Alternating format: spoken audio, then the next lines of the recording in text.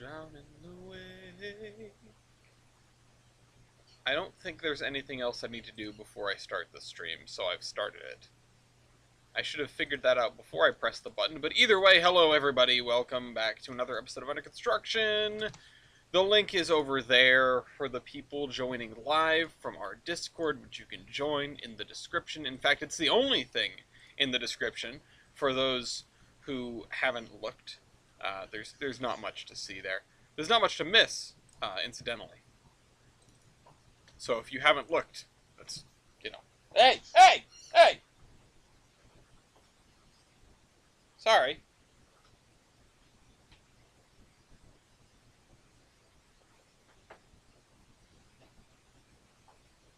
Get your face out of the pulled pork fries. Hey, Mr. Badger. The cat just climbed up on the couch and was trying to climb on the coffee table. Sorry for the interruption. Can confirm there's not much to miss in the Discord, just me occupying photo dump. That's not what I meant. This boy, this one. Hold on, this one. Bankman. You're a troublemaker. Yeah, you. Anyway.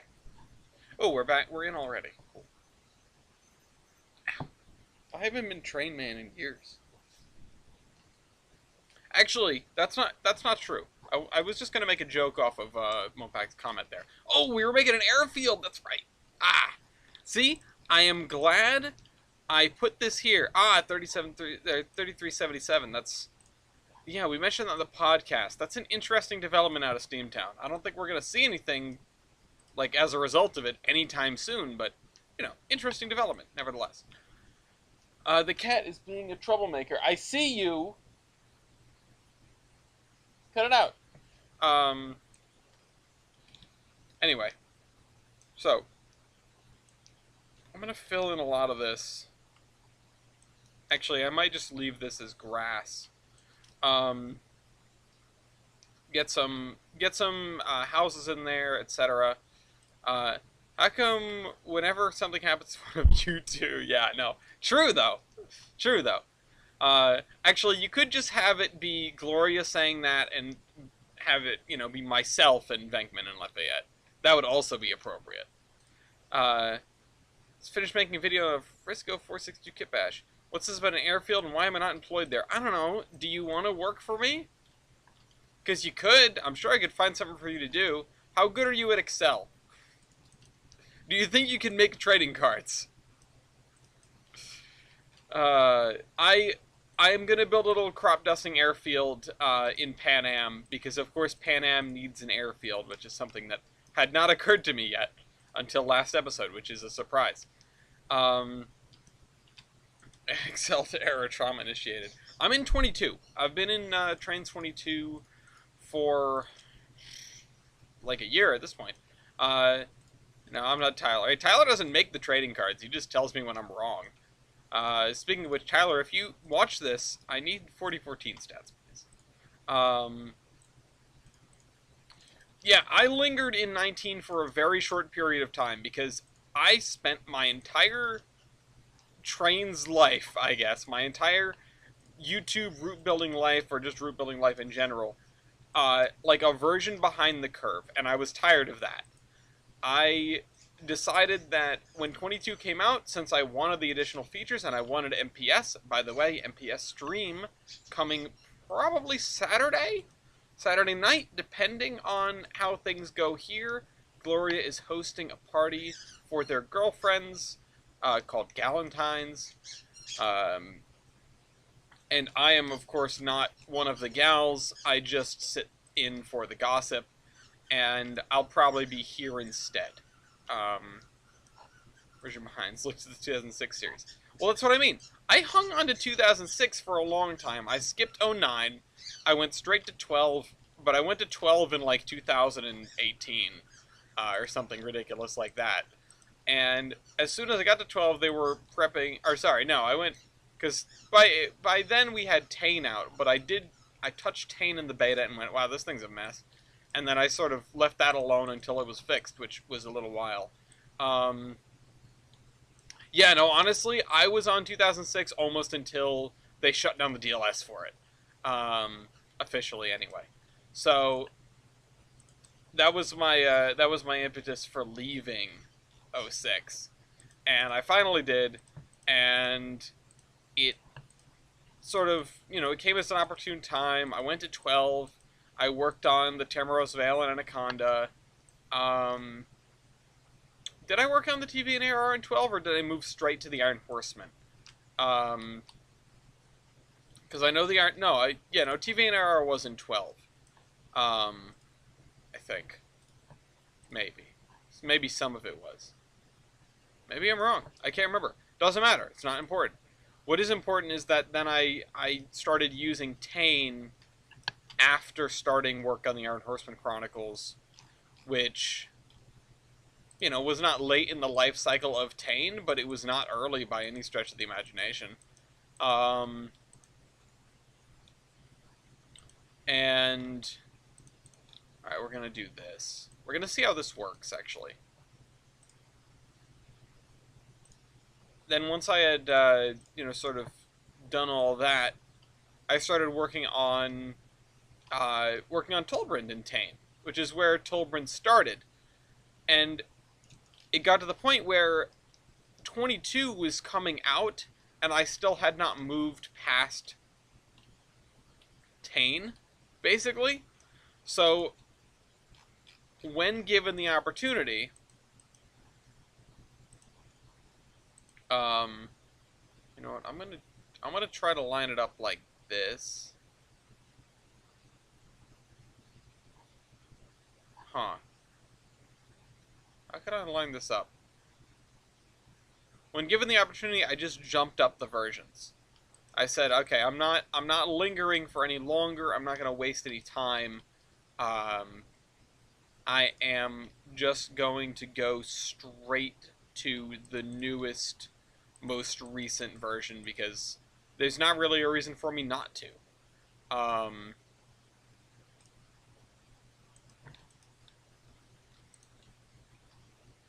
And I didn't want to be a version behind anymore. I wanted to be on the ball. I wanted to be on top of any changes that happen instead of sort of wondering how they would affect me when I get there. And that's part of the reason why I'm not doing AI right now. The biggest reason is that my computer just can't handle it. But the second biggest reason is, as I've sort of alluded to before, I am afraid of the new features. I'm afraid of the new, living railroad features, and I wonder what implications those will have, if any, to my AIing. It might end up being completely unnecessary to do things the way that I do in the not-so-distant future. Now, I don't have my hopes up that the Trainz algorithm... Well, there's two sides to this coin. I don't think that the algorithm that they're creating, whatever it is going to be detailed enough to fully supplant a Tolbrand-style AI setup. I don't expect that, is what I guess I'm trying to say. However, I've known to have been wrong once or twice, so I might get surprised here. But on the other hand, it's if I sort of wholly lost my train of thought here. But I think what I'm saying is, I don't know what sort of feature it's going to be, and if it is something that completely supplants my AI work, then so be it. I don't need to do that anymore. But if it is something that can augment it, then I just have to sort of adjust what I'm doing to fit that. Have I ever seen any 462s? In real life? Not running, I don't think. I've seen a couple on display. I don't think I've seen one running. There are not a ton of active Pacifics in the world. Well, there are more than you would expect, but there are not as many as there could be. Anyway. So yeah, I'm hesitant on the AI, partially because, again, I I can program to my heart's content, and I will never know, Mopac Boo, I will never know if the feature is going to be detrimental or helpful or completely, like, uh, it's going to obsolete my work. I won't know that until we get there. Um, so I'm hesitant, but also, again, I can do all of the AI work that I want, but I can't test it. I can't know if it's going to work. I can't know if it works. I can't know if it's repeatable, which is the most important part.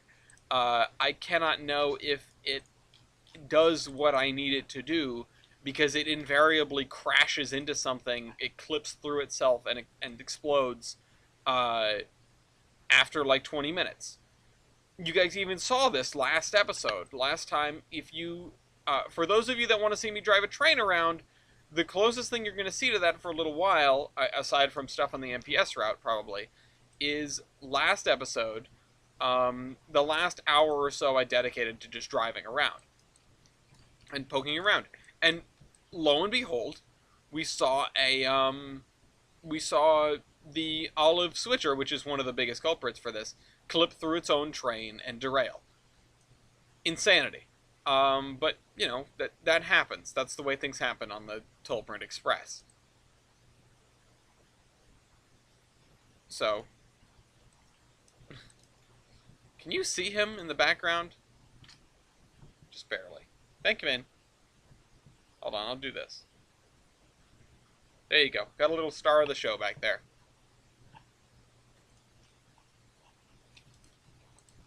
Anyway, 'tis life on the Gilson and Eastern. That is correct. Cat spotted.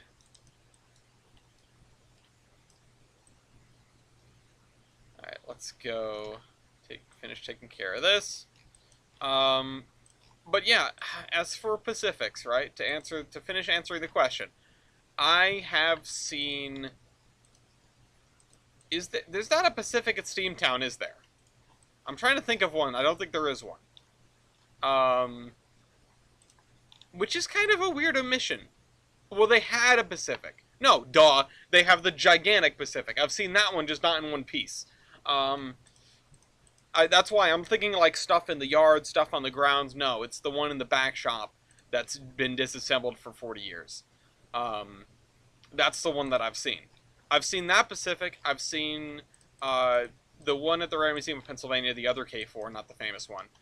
And can I think of a different one that I have seen? Another Pacific. See, the thing is, I don't do a ton of steam locomotive tourism. I just don't have the time. Or the money. But the time. I feel like I am missing something, but I don't know what. I haven't seen the Little Pacific.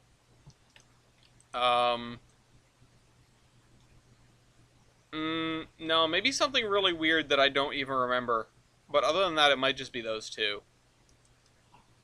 CP had a Steamtown thing. Steamtown had a CP thing. It now lives at the Age of Steam. Oh, wait, no. They do have the other CP thing. Yes, you're absolutely right.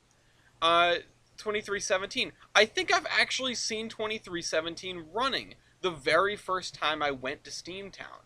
It's such a vague memory. I was like 7 years old. I was 7 years old, and I saw 2317 running while sitting in the cab of the rotary snowplow. I think it was the rotary snowplow, if they have one. Yeah, they have one. Out in the yard before they rearranged everything for the millionth time. And then the second time I was there, I got to see 3254, and that's when I developed my obsession and subsequently wrote The End of Days, based around that locomotive. If you haven't checked it out, there is I don't have the link to it right now. There's an audio-visual version of The End of Days that was made, which is very, very cool. I didn't have a hand in it. I did a little bit of advisory stuff, so I can't take credit for it really, but it's out there. Yeah, I forgot about the Cadillac. They really like that engine there. Excuse me. 2317. That's right.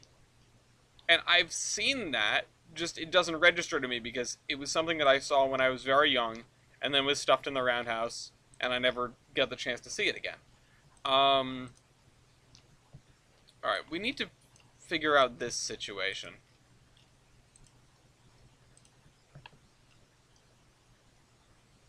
Maybe like a vineyard or something over here in this triangle. That would be neat. At Longleaf, I don't think there was a Pacific. Hold on. Longleaf Sawmill Locomotives. There was an incredibly cute 260 that was like bright yellow once upon a time. There is a 10-wheeler. There's a Mogul. There's, I think, a bigger 10-wheeler. There's the Mogul. And there's a Climax. It's like almost in one piece. But I don't think there was a Pacific. Oh yeah, thinking about the 10-wheeler. Yeah, there was a 10-wheeler. Hear me out, Peach Orchard. Oh, Peach Orchard, here. I'll put a P here. Yeah, why not? Can you grow peaches in this climate? I've never even thought about it.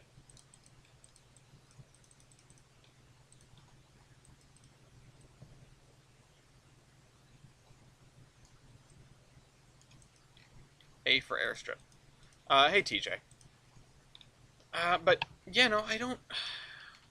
What other places have an operating Pacific aside from the little one? Because I can't think of one. I've seen 4 Pacifics, the Demos de Boiler, yeah. The Green Queen in Washington, D.C. Oh, right! That's the other one I've seen! It's in the Smithsonian. Yes. Thank you for reminding me that that locomotive exists. I was just, it was escaping me. It's like, I've seen stuff on trips that, like, haven't been foamy in nature, that sort of thing. I was trying to narrow that down because I hadn't seen any on any other Horseman trips. Actually, well, I guess I did see the ones at Steamtown and the Railroad Museum of Pennsylvania on the Pennsylvania special. So that would have been on a Horseman trip. But other than that, I haven't seen any Pacifics on Horseman trips. But that's all the Pacifics I've seen. Oh, crap. I don't know how to do this intersection. Jader, you got it. Where's the invisible track? Just kidding. Alright.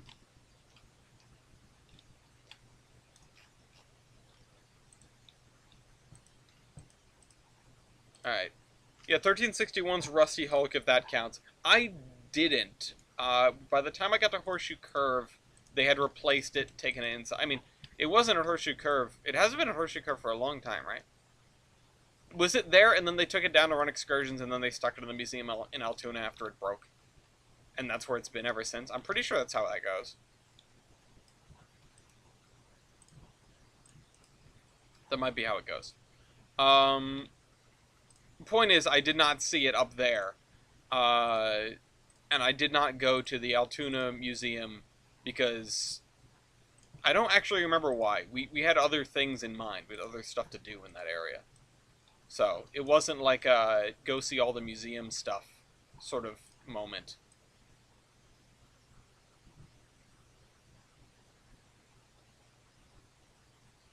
Do I have a one-sidewalk variant of this? I do. Nope, that's a bridge. This is a one-sidewalk variant. Their museum. Well, not anymore, anyway. Well, I mean, it is still there, but they're, you know, busy getting it ready to come out of aforementioned museum. Which is very cool, very exciting, if you're a Pensy foamer like me. This doesn't have to be perfect, it just has to look convincing.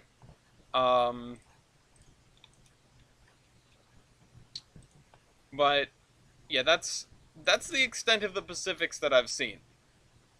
I have definitely seen more Mikados than Pacifics, but then again, that's easy to say when you've been to the Durango and Silverton. You can get your fill of Mikados there for a lifetime. And I'm sure I know some quarters of an idiot that will agree. The picture of it I took in 2016 in the Discord. Oh, wow, yeah. Looks about as good as 3713 looks, if I'm honest. Maybe a little better. Or the Valley most of the time. That's true. I mean, the Valley has two. The DNS and Cats both have like 1,000,000. Where else has a Mikado? I can't think of any off the top of my head. Although the Loop had one, it wasn't running while I was there. Pretty sure they had a Diesel while I was there. When I was there.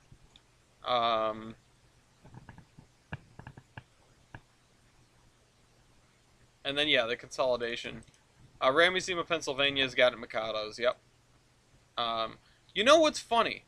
It's kind of surprising to me. I haven't really thought about this. It's kind of surprising to me how Strasbourg does not have a consolidation or a Mikado.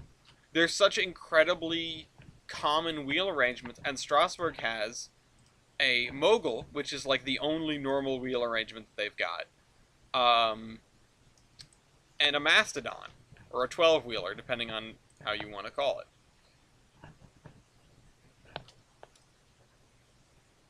They've got a Mogul, a Decapod, and a Mastodon, and an 060 sometimes, once upon a time. And 060 is normal, but it's not running right now. And also, it's like every once in a while. Honestly, yeah, Gabe has too many wheels. If Gabe had 0 wheels, it'd still probably be too many. It's too many. If he has enough, if Gabe has enough wheels where he can leave on his own, it's too many wheels for Gabe to have. Arcane and Attica as a consolidation since similar conditions 1361. Listen, I trust Arcane and Attica to get the thing done, like, in our lifetimes. Honestly, though, I don't think the 1361 project is going slowly. It seems to be going pretty well. Oh, and if you want more Mikados, I've also been to the EBT. They weren't running, but they were there. Decapods aren't that uncommon, but they're pretty uncommon on tourist railroads. There aren't that many of them left. There are actually... Hold on, I have a spreadsheet for this. Surviving Steam locomotive... Nope, it's not going to show up because I haven't opened it in forever. Hold on, I need to go into Zombie Train archival stuff. Surviving Steam locomotive standard gauge. Now, this is not going to be super accurate anymore because things have moved around. This was taken from steamlocomotive.com back in 2012 or so. I need to go to the bottom of the spreadsheet. So control down, down. Nope. Oh, there's gaps. Send me all the way to the bottom. Oh, this should send me all the way to the bottom. It didn't. Because he doesn't, because Steve and Wes don't know the... Oh, there we go. I've gone through this before, not on stream, though. There are 208 surviving 040s, 136 surviving 060s, 57 surviving Pacifics, which is more than one would expect, but 151 consolidations, 86 Mikados, and only, where are the Decapods? 13 Decapods. That's it. Also, yeah, woo EBT, 16.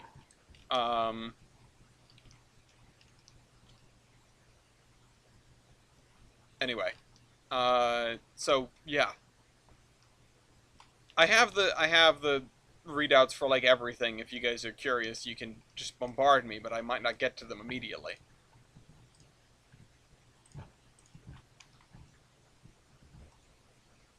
But I did take quantities of everything, and the reason I took quantities of everything is because when we were planning Zombie Train Incorporated, I had to know what I had. 13 left and at least 4 or 5 are Frisco. You know what? Let's check. Let's do a search in this column for 2100. That one's AT&N. Those are 2 GM, so there's one AT&N, one SAL, another SAL, There's a Frisco one. There's a Frisco one. There's a Frisco one. There's another SAL one. So that's like 3 SAL or GM, whatever. There's a PRR one. Oh, right, that's the boobs. There's a Frisco one. There's a GWR one. Oh, that's 90. There's a Frisco one. And then there's a Buffalo and Susquehanna one. And then there's another AT&N one. They're still... Hold on. Are these guys, the AT&N ones, also Russians? Because that would not surprise me. A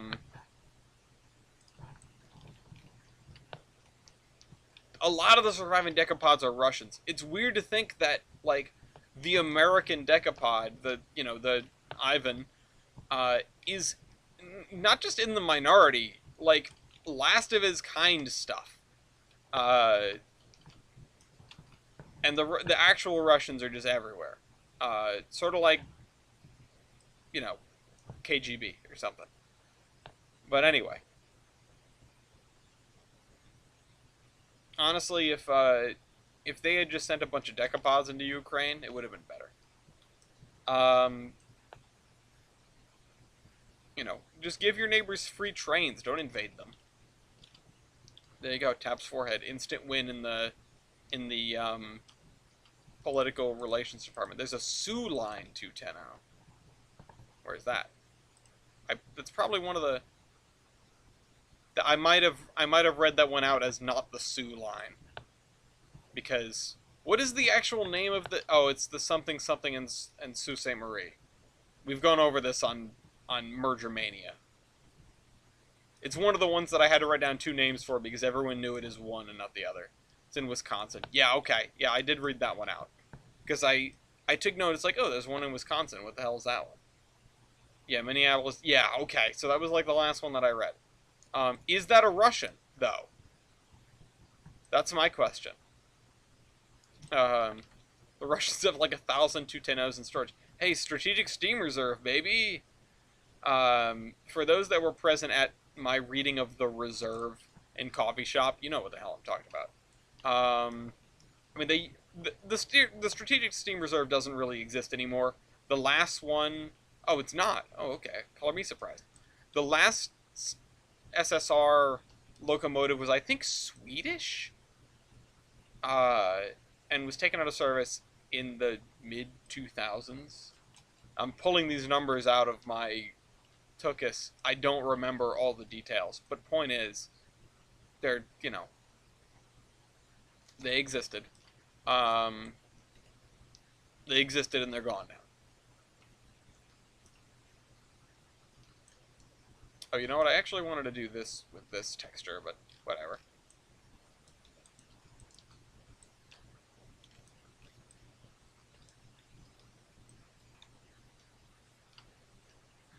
Alright. We're gonna need to start doing textures and stuff in this town. I don't know whether to take it 1 block at a time or what. An Irish 440T and a Shay near you. I have not yet seen a geared locomotive in operation. I have seen some, but none in operation. I've seen one in operating condition. That was at the Georgetown Loop, but again, they were running a diesel while I was there. However, that's going to change this year, going to Mason's wedding. And I'm very excited for that. And I'm wondering what the festivities are going to be surrounding the opening of the line to Durban. And I'm wondering if they're going to be doing anything with that line. It would be very cool.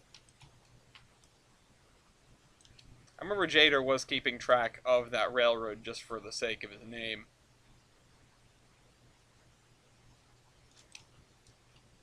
But also, a 440T is a weird one. There are not a lot of those around. There are a surprising number of 440s around, but they're not... If 11 isn't wearing Mockingbird, I'll cry. Oh, I think Tyler will take care of that.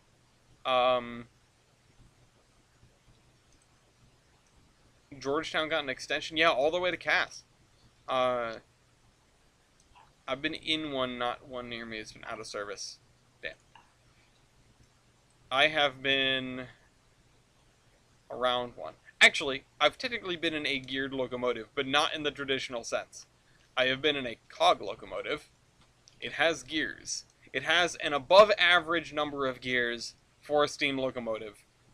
But that's almost like saying I have an above average number of legs for a human being. It's you're not most people have two legs, but there are people with fewer that bring the average down. Therefore, if you have two legs, you have an above average number of legs. Always remember, check your privilege on the number of legs you have, first of all. Second of all, a locomotive with gears, any at all, is probably above average for number of gears on a steam locomotive. Even if we forget about all the scrapped ones. I don't think the number of geared engines that existed really raised the average very much off of zero. I've looked in the cab of a 2-foot 40. That's fair. Extended a cast and went from 3-foot gauge to 4.5-inch gauge gradually over the length of the route. That's a cog moment. Actually, here's a funny story from the cog. Speaking of gauges, some of you may know that the Mount Washington cog, which I will be riding again this summer, I swear to God, they're doing the Fiat Freakout at the Mount Washington Depot. They're doing a Fiat Club cog ride. And so help me God, I will show up in my Volvo wagon that says Fiat on the front of it and get on that cog. Probably, maybe. Also doing cool things with the coolest building in Providence, as an aside. But we can come around to that. Point is, the cog is narrow gauge. People don't know that because it's almost not narrow gauge. Standard gauge is 4 feet 8.5 inches between the rails. The Mount Washington cog is 4 feet 8 inches. And all the guys at the Fiat Club will say, God, not him again. I mean, maybe. What I said to my mother was, don't worry, I'll get in, they know me. And she said, the people in the Fiat Club or the people on the railroad? And I said, yes. So, either way, there's going to be two groups of people trying to get me the hell out of there. Yeah, so Tyler's here. Hello, Dylan S. Rail. But yeah, so the cog is 4 feet 8 inches. It's narrow gauge by a half an inch. Not really narrow gauge-ish. You can argue it if you want, but it is still technically, literally, narrow. Why? Well, Sylvester Marsh, the guy who invented it, was not a railroad man. And this was the first, maybe not the first, mountain climbing cog railway, maybe not the first cog railway, but it was at least the first successful one. And Samuel Marsh took after nobody. He made his own thing up. I can tell stories about the cog's creation until the cows come home, but this is the one I'm going to tell, which is that not being a railroad man, he didn't really know how big railroad tracks are supposed to be. And being at the Mount Washington base station, you're a few miles from the nearest railhead, which is in Fabians, New Hampshire. And he sent a fella to hike down to the station there and measure out how far apart the tracks were. And then come back and tell him so that they could make their tracks that far apart. The guy hikes down the mountain. It's not a trivial hike. It's not the hardest thing in the world, that's for sure, because you're just going from the base station to the tracks. But it's not trivial.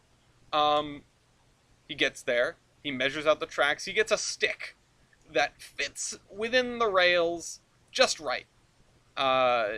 He whittles it down to size. He says, okay, this is how far apart the rails are. And then he hikes back up the mountain using the stick. So he gets back to the base station, and it's a little shorter than it was when he measured it, but nobody's any the wiser. They make their tracks just a touch too narrow, too small. It didn't really matter because they weren't exactly going to be interchanging equipment anyway. God help them if they had tried to. But anyway, Um, that is why the cog is narrow. At least that's how the story goes. And yeah, Sylvester Marsh being told, "Oh, you can build your railroad," because there will be no negative effects from your railroad because your railroad is impossible to build. Way to show them up, still operating almost 200 years later. Well, 150 and change. I am excited to go there again, that's for sure. There are a bunch of wonderful people with a very, very cool operation. Actually, I wonder if the Fiat Club is doing a steam or diesel excursion. I hope they're doing steam, but I wouldn't be surprised if they opted not to do that. I mean, the price difference isn't that much when you consider the price of the ticket to begin with, but, you know.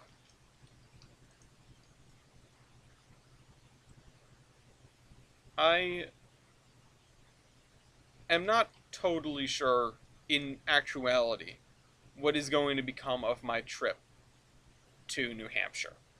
It doesn't coincide with the West Virginia adventure. It doesn't really get in the way of anything, and my mother got this Airbnb, which is probably quite nice. So I'm kind of obliged to go up and at least spend one night so I can split the cost with her, but we'll see how that ends up panning out. If you get a Snapchat streak from me from the top of Mount Washington, the Pineapple Cup, I posted in the Discord next to the sign, then I made it. And if you don't, then I might have fallen in Tuckerman's Ravine. But unfortunately, falling in Tuckerman's Ravine is not a way to get to Foamer Valhalla. Neither is walking into the Hoosick Tunnel and not coming back. But when I was at the Big E, and TJ, I actually, if you're listening, wish I had shown you this because it's something that I'd stumbled across. If you get to the Hoosick Tunnel Then and Now booth, they had an incredible diorama of the Hoosick Hotel, which made me. I don't know how something can make me want to visit and also not want to visit, even more in both of those directions. But it was quite stunning. Oh, you guys talked about it. Yeah, it's a hell of a thing and terrifying, and it's probably a bucket list item for me. So it's just a casual 5-mile hike in total darkness. I wouldn't. I don't think I could do it. I am not a superstitious man. I am not like an ardent believer in the supernatural or ghosts or, the paranormal, anything like that. If you ask me if I believe in ghosts, I'm going to say, not really. I don't think so. I can't disprove the existence of a ghost. I can't disprove the existence of God either. But I don't really see a reason. Like, it's not immediately apparent to me that these things are so. So I'm just sort of like, I don't know. I don't think so, but maybe I'm wrong. Like, I'm not going to close the door on the possibility. If I die and there's, the big bearded guy with the PRR hat on, like, gonna judge you, then I'm wrong. So what? If there is any place around here where you find a ghosts are real, it's in there. Yeah, no, 100%. It's like, do I think ghosts are real? No, I ain't afraid of no ghost. But will you catch me in there? I don't know about that. I mean, the stories about it didn't come out of nowhere. Lots of stuff comes out of nowhere, though. Tons of stuff comes out of nowhere. People make things up on a daily basis, either because they feel like making something up, or because the human body searches for sensations and patterns in the world around it that may or may not be there. Think of the face on Mars, right? The picture, it's just like, holy crap, that's a face. How could it be anything else? And then the light shifts and it's just like a weird pile of rocks, And Tiffany of Brittany. Yeah, I recently rewatched that video. That's such a good damn video. But it's like, there's even odds that it is like the paranormal totally exists and is just like weird and immeasurable and whatever, or it doesn't, and people just misinterpret the things that they're feeling. And you know what? I have probably misinterpreted things that I'm feeling in the past. I've felt felt in the past too. Hell, I probably misinterpreted things that I felt yesterday. So like, what the hell do I know? What do you know? What does anyone know? You know? You have to go through life sort of wondering if you're wrong about stuff, or you're gonna assert that you're right about something that you're totally not right about. And you know what? That happens. You know, you can do that. Um, as long as you are, you know, humanly able to go, yeah, I was wrong. Like, whoops, my bad. You know, and for those on the other side of the ball, you need to be able to accept when someone is like, yo, I was wrong. You know, and you'd be like, yeah, that happens sometimes. And sometimes these are matters that are deeply important to people. Sometimes these are matters of life and death even, or close to. And it's like, if someone is giving themselves up to growth and change, that's better than the alternative. Basically 100% of the time. Embrace that. Accept it. Blue boiler jackets on cookies. Yeah, I go back to my Trainz 2006 video. I love those things. I love them. The cookies are wonderful. And goddammit, I wish they were a little blue. But you know what? Instead, I am a little blue. No, I'm kidding. Sometimes you die in boiler explosion, and that's how you get to Foam or Valhalla.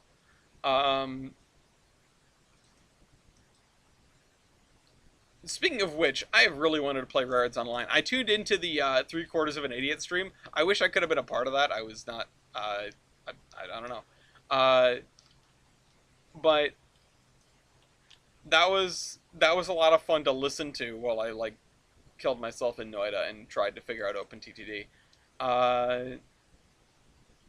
But if you really want a blue version of Cookie, mayhaps. Just for me. Watch Haller's like, yeah, it's just for you, and it has a mockingbird hooter on it. What's the most cursed version of Cookie you can make? I'm wondering. The garnet is just really Russian. It's bright red. Bright red with a hammer and sickle on the number plate. There's a really funny, I guess it was a TikTok that I saw the other day. I've stuck in Alaska on a cookie before. Awesome. Mockingbird style. Just a China Railways cookie is a good one. With air horns, air whistles. Put a Hancock on there. See what happens. New Haven Valley Railroadized cookie.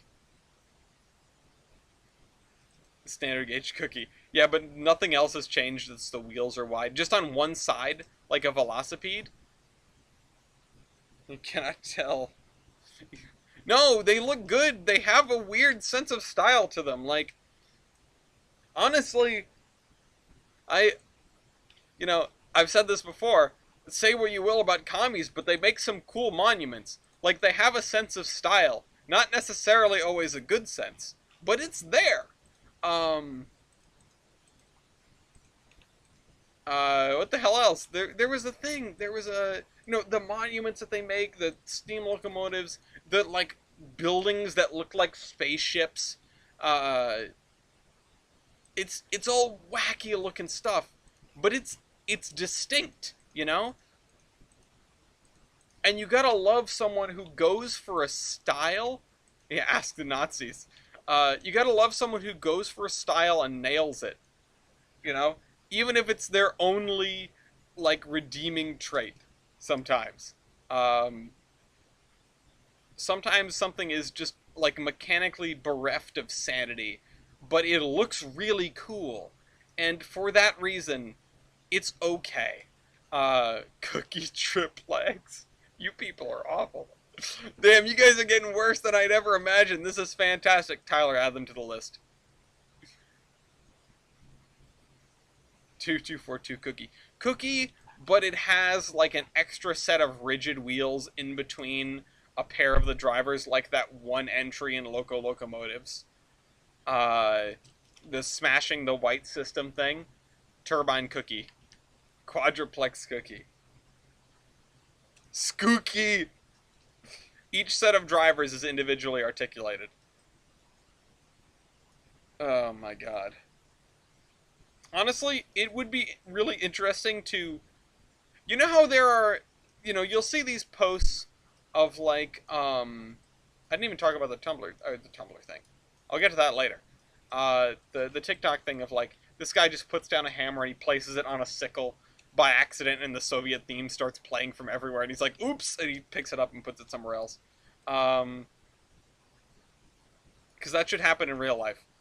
Um, Skooky sounds like a fun quest for later. Uh, but anyway, yeah, Cookie, but with a two-axle trailing truck to make it an Adriatic would be beautifully cursed. No, you know how you see like these things of, oh, X, but in X style. So like Scooby Doo characters in the style of the Fairly Odd Parents, or that sort of thing. No, Adriatics are cool. Um, I don't need to give more examples where I try to figure out things, but uh, those are just the two that came to mind. But you see these, and what would be very interesting is doing like the New York Central Hudson in the style of a Cook Locomotive Works product, or in the style of Baldwin Locomotive Works, or like the Niagara but designed by Raymond Loewy, which was sort of posted earlier. A proper 484 looking T1, or what would have been probably the R2, as we've discussed before. Um, where's Kaiser now? She's around, I'm sure. Yeah, no, yell at her to make custom stuff. Meanwhile, Hemlock is making custom stuff for OpenTTD, which is incredibly dangerous because it might set my 2-foot schedule back. Anyway, I need to write down my 2-foot lore. I still haven't. Maybe that'll be my project after the next like 2 coffee shops, because I have to finish the Everett Lake thing. I have to finish reading that out loud, and then I need to read the new piece that I made. It's like a 4-pager, or yeah, it's like a 4 or 5-pager. It fits within the limit of coffee shop, but it's something that I haven't done in a long time, which is a TTO story. I have not written a TTO story in a hot minute. Like, I haven't done anything in Universe. Dean's been doing it all. And also, Matt, while I was sifting through shared with me documents, I found your stuff, and it just made me shake my head. Which you should do more on that. Ty, I don't think you won't Photoshop a cook mogul into PRR. I mean, yeah, you can do what I'm saying already by just like putting things in different schemes, but I really do like the idea of a Raymond Loewy styled Niagara being known as the River Shark. Uh, I was gonna call it the Lake Shark, but Niagara is on a falls; it's not a lake. Uh, so I've been making ideas for the story. Good, Bel Pear Cookie. Yeah, no, we need Wooten Cookie is what we need. We need a king size cookie is what we need. Which reminds me of a place around the corner from where I grew up called Spike's Junkyard Dogs, which was a restaurant that I went in exactly once Lake Shark Limited. The Wookie! Yes! Yes, Dean! Hey, Ryan. Tyler, you have to. Oh my god. No, alright, we're done. No Camelback cookie. Uh, I went in there exactly once, and I don't remember anything about the food, but I remember getting the giant, like the massive chocolate chip cookie that they called the hubcap, and then leaving it there by accident, without opening it. Um, the whistle is just chewing. No, come on, you gotta make the Wookiee. I need an idea for an industry. Not right now. I have my ideas doc open. If you've got a really good idea, you think, shoot, otherwise just hang on to it, because I will need them. I don't know what that factory over there is supposed to do, but, we'll figure that out. Pure numbering scheme is horrible. Oh my god. Yeah, well, that's because they didn't have a numbering scheme. They went to an estate sale, and they got one of those Powerball machines, and they hooked it up in the locomotive works and said, this is what we're going to do. Make a cab forward cookie. That works too. Um, Tyler, can you still see the cat? Can everyone still see the cat? Bankman, hi. There he is. Tyler, I showed you my cat. Now make Wookie. PRS smoke box and a cookie, or cookie smoke box and a Pensy locomotive. I feel like the first one's fairly normal, or the second one's fairly normal. The first one definitely should be done. Um, what is the inverse of a cookie that we could call the cracker? That's what the cab forward cookie is called, the cracker. There's a PRH1 numbered 76 and also a PRH1 numbered 4083. The donut. The donut's good. Oh man, I'm loving the energy coming out of chat today. This is fantastic. I have been riding such a high all day because, so I'm going to assume this started when I finally got to finish a playthrough of Stray. Not a no, sorry, finish watching a playthrough of Stray. I do not own Stray. Um, it looks like a fantastic little game, but either we call it cracker or we call it cake. Um, but Stray is like the game made for Tyler, I guess. It is a supremely cool game where you are a cat and you succeed by doing cat things. Um, but in the meantime, you're like freeing a trapped city of robots. It is a weird game from a conceptual standpoint. I mean, it makes sense when you step back and look at it from top to bottom, but it's one of these games that sucks you in with atmosphere and like, what is going on? You know, it makes you have a lot of questions, and I really like that about a game. And I like the atmosphere, and I like I like the setting really, and the like futuristic but not quite technology, and I, oh excuse me, I had originally watched about half of a playthrough, probably more than half actually, by Lindsay Jones of Achievement Hunter, who is, you know, the most cat-loving person in that building, surely. Um, and they never finished the game, which crushed me. I don't think they ever finished the game. I don't know. There are so many Let's Plays where they never finish the thing, and I know I'm one of them. Don't look at the Homeworld 2 Let's Play. Don't do it. Or the Homeworld Remastered Let's Play. That game's hard, okay? I didn't feel like filming myself losing a bunch. Um, Homeworld is one of the... It's like a last vestige of the old school games that aren't roguelikes, but they still hate you. Where it takes a long time to get through the story, not because it's a long story, but because it's effing hard. Um, Seeing all those sandhoppers on a siding reminds you, middle of nowhere, reminds me of the DM&E in Rapid City prior to the zoo. Those are actually grain hoppers, but yeah. But I noticed that there was an 8-hour long stream on Overly Sarcastic Productions of them playing Stray, and I went, oh my god, this is perfect. I needed this in my life. So I put it on, and I listened to it / watched it through like 3 separate work days, until they finished the game, which was actually shorter than I'd expected, but I think that's not a bad thing. It gets to the point. It's a very interesting little game, and it's story-driven, it's atmospheric, the characters are neat. You know, whatever. And I went, damn, I wish we had more games like that, and then I realized, well, we do, I just don't play them, because I don't have enough money to justify story-based games that are only going to last me a couple of hours. When I buy a game, it's like, ooh, this game is on sale that I've wanted forever and ever, and I know I'm going to spend a long time in, like Ultimate Admiral's Dreadnoughts, right?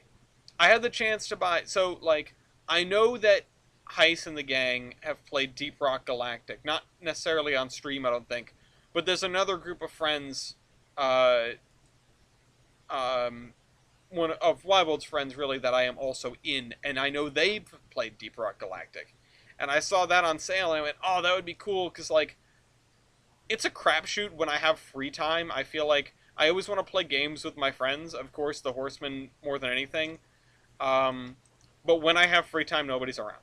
Um, I see people playing games, and it's like the picture of like the dude inside the window looking at the rain, and I'm just like, oh, I wish I could play. Like I see East go into Hearts of Iron, I'm like, oh, I wish I had 8 hours to play Hearts of Iron right now. I would like to join. Of course, I don't get invited, but that's fair. Um, Point is, I don't have time anyway. Uh, what I do have is trading cards. No. Uh, Here, let me chill some more. In seriousness, the the games that I buy are things that I know I'm going to spend a lot of time on, that I have ingested so much material about, like Noida. I was watching videos and streams and videos and streams and like reading articles and whatever. I could just not sleep. That's a good point. Yeah, I haven't tried that. Um, and I'm reading about all these things and going like, I need this game. I need this game. I need this effing game. I need this game more than anything right now. And I'll put it on my wish list. And most of the time, I have restraint and I'll wait till it's on sale. Sometimes I won't. Sometimes it'll be like, okay, no, I'm just buying it. Like, I have $20 or whatever. I'm putting it down on this game. Factorio doesn't go on sale, so I just pick that one up for regular price. Uh, but of the games I've gotten recently, they're either things that I'm completely obsessed with and I know I will spend a ton of time in, or they're things that like I have needed for one reason or another. Like I bought the Master Chief Collection last time it went on sale, not because I really want to play the Master Chief Collection, because I already have it and I don't play it enough. But what I want is to play Cursed Halo. In fact, I pitched this to Y a while ago, but I never get enough time to spend with him, and he never has enough time anyway. So I have to like drag him into projects, kicking and screaming. Obviously, like the Bacon Line, which again I miss doing the Bacon Line. But I said, what if we did a playthrough of Cursed Halo together? And I haven't come back around to that because Polar and etc. But that might happen at some point. Fast hit hard, hit often. So getting crippling torp attacks are hard with the AI. But yeah, that's one of those things where I had watched every video under the sun of Cursed Halo, because when I get into a piece of media that I really like, it doesn't happen all the time, but when I get into a piece of media that I really like, I am all in. I'm all in, baby. I'm going to, part of the reason Gloria and I created the Real List is so that I could feed my insatiable need to like talk to people about a thing that I've just watched. I could finally sit down with somebody and like analyze the thing, because I forced Gloria to sit here and do it with me for 30 minutes at a time. And it's a miserable existence. With Nathan K5LA. We're done. Someone said the Camelback cookie, and that was it. We're done. No, in seriousness, I like to just like talk about the things that I've seen. I mean, doesn't everyone, right? But I don't usually get the chance because there isn't necessarily a ton of media overlap with the people I hang out with. And when I get into something, I get way too far into it, and I just want to talk about it. Where the hell am I going with this? Point is, that's why I made this channel. Because I can't shut my goddamn mouth. But, yeah, I seek out... I feel like a lot of people do this in the end, which is to look at, like, video essays of the movie you've just watched, read articles about it, which is sort of the OG. Go on Reddit and, like, read the discussion, engage in the discussion. That sort of thing. And Uh, all right, see you, Pat. Good to see you. Oh, me leave for a bit. Comes back. Where am I going with this? Huh? Oh, I understand. You're missing some punctuation there, buddy. Um, Comrade. My point is, I got a little too involved in Stray. Again, I haven't played it, and I probably won't. It seems like a neat game, but I feel like I've witnessed what it has to offer, you know. Um, and it's just one of those things where I went, oh, but I really do like these sort of narrative, immersive experiences, you know? And there's no reason you can't get that in a different kind of game, but in these kind of experiences, they spend more of their budget on it, so to speak. Um, nah, I don't need it. Well, I hope you never say, let's eat, Grandma. Um, so, yeah. Um, I started thinking about sort of my favorite narrative experiences, right? And this is a little bit out of order, but I'm sort of realizing that it just got my brain in that space. Um, yeah, no, Orion, I believe that. I have at least a little bit of sympathy for the people who live next to train tracks and complain about it. Dealing with trains sometimes it's a lot. Anyway, uh, so came back to it. What is my favorite story-driven game? And it didn't take me a lot of thinking. If anyone wants to guess, they're welcome. I mean, I can't think of a different one at this point in time. I might end up being wrong, but I really can't imagine that I would be. It's Portal. The original one, the second one, and I sat down and I reinstalled Portal and I went, I haven't played this game in a while. Or I reinstalled Portal 2. I don't own the first one. I never did. I had like a bootleg copy on my stepmother's laptop because mine wouldn't run it. Um, and I played like the first half. I ended up playing the second half because Madison had a copy. Um, but I got Portal 2 like immediately when it came out. It's a really short game. It's really good. I know it's, people it's apt to say that it's more of a tech demo than a game, but still, it is still a fun little ride, and GLaDOS is fun. And, the tests are, it makes you sit there and scratch your head. It's cool. Um, there are some aspects that didn't get carried over to Portal 2 for good reason, and then at the same time, there are things in Portal 2 that were extremely good and, like, thoroughly needed expansions on the mechanics of the original Portal. But this isn't a debate about game mechanics, or it's not a debate at all. It's me just talking. Um, and also, when you're young and dumb, it can be a pretty long game when you're sitting there going, I don't know how to do this. Uh, Point is, Portal 2 is my favorite narrative experience in a video game. Uh, Portal 2 is possibly the only game where I've seen it rated 10 out of 10 and gone, yes, I 100% agree. I 200% agree. It's a 10 out of 10 experience. Everyone should play that game. Um, Seriously, because it's beyond being a puzzle game, you know? It is it's an experience, it's a narrative, it's a story of friendship and betrayal and, you know, and redemption, etc. It's an incredibly well written game, uh, to the point where, damn, it should be a movie. But um, and that, of course, I sort of started fiddling with it, and then I went, you know what? Gloria's never played Portal 2. Gloria's played a little bit of Portal 1 and has never played Portal 2. I'm going to go put Portal 1 on my wish list, and when that goes on sale, I'm going to buy it.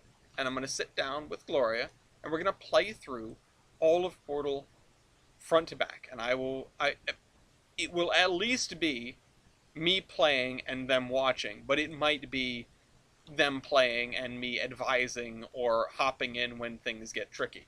Um, get that in my favorite game, lots of lore. I mean, lore is good. Uh, but it's beyond lore, you know. It's about character interactions. Lore is all well and good, but you don't watch a movie because of the lore. Uh, yeah, it's just GLaDOS insults. I'd still watch that. Um, lore is life. Yes, lore is incredible, but what's more engaging? Me telling you the lore of Tolbrand or me making Tolbrand happen? Uh, and for some people, it may be telling the lore of Tolbrand, but like if you were to poke around this game world, if you were to poke around this world when it's done, or even the parts that it is, it's more than lore. Um, it's about making a functioning worldscape. Uh, and when you are inside of a story, that's sort of what it is. But and here's where you put on your cringe earmuffs, because here we go.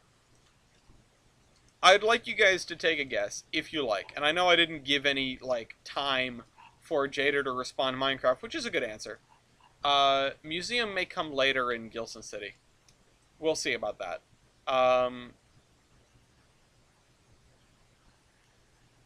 sorry. Uh, you can guess if you want to whether Admiral Ellis Temelio is much of a fan fiction reader. Do I like fan fiction, and am I an avid fan fiction reader, or do I stay away from it? Because for those who know the TTO, you will know that I have written an awful lot of what is effectively just fan fiction. Uh, it's got of course, necessarily cringy self insert character. Um, it's got all of my favorite characters from my favorite works and their favorite tech and yada yada. Again, if you know anything about the TTO, you know it's all just glorified fan fiction. Um, I made a lot of Zombie Train content. That is true, and that is original stuff. Asterisk. The original Zombie Train was born out of nothing, effectively. Um, and then later I decided, you know what, this would fit nicely in the world of Max Brooks and World War Z, and so it sort of it retroactively became fan fiction. Not my original intention, but that's what it is. Started the TTO to make my fan fiction about fan fiction. Um, but only critically. Ooh, that's an interesting point. I don't... See, here's the thing, and this is going to be a total, like, side rant that Matt just started, so blame him.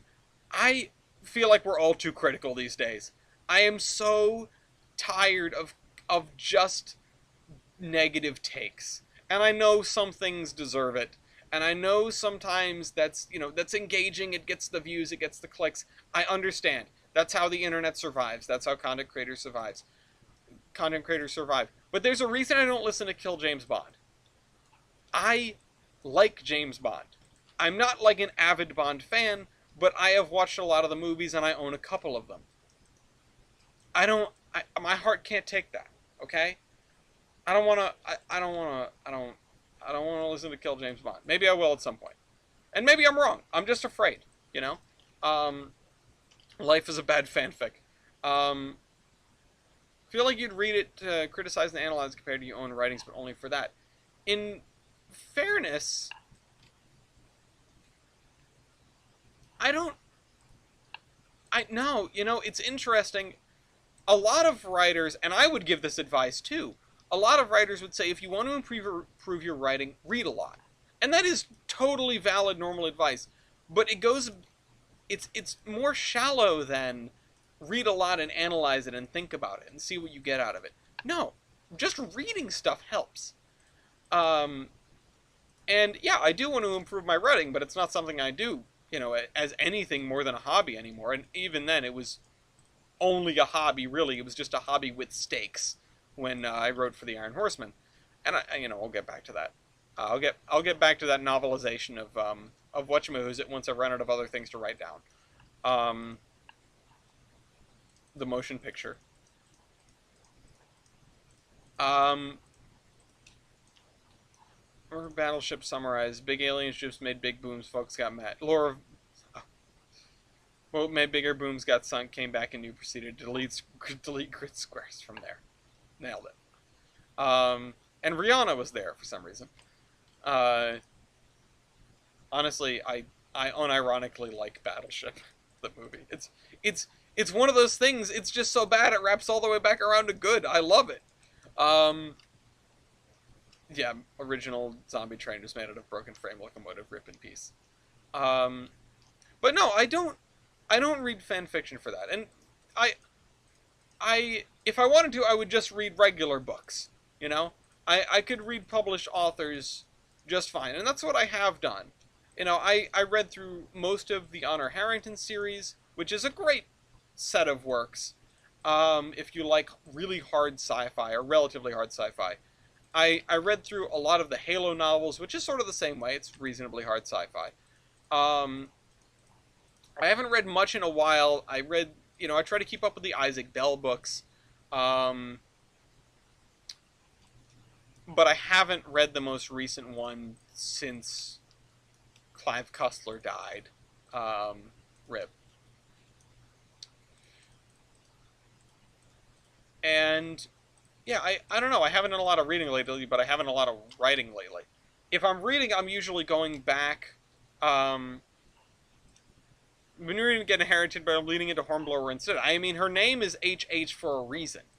Uh, so, you know, close enough. Uh, these days, if I'm reading something, in some ways, I kind of want to know what to expect. I go back and I reread old stuff. I have reread The Martian recently, which I think is one of my favorite books, if not my favorite book, hands down. I know it has its flaws, but it is a it's an amazing piece of literature uh in that oh cool, yes, another one, yes, love Isaac Bell. um uh in that in it is crafted a story which it is almost impossible to say, all right, I'm gonna put this down for the night, and that's on purpose. You know, if you ask uh, the author whose name is escaping me, uh, yeah, definitely Hunter Harrison. That's who I'm talking about. Um, I love his novels on PSR in the 20 the 24th and one half century. Um,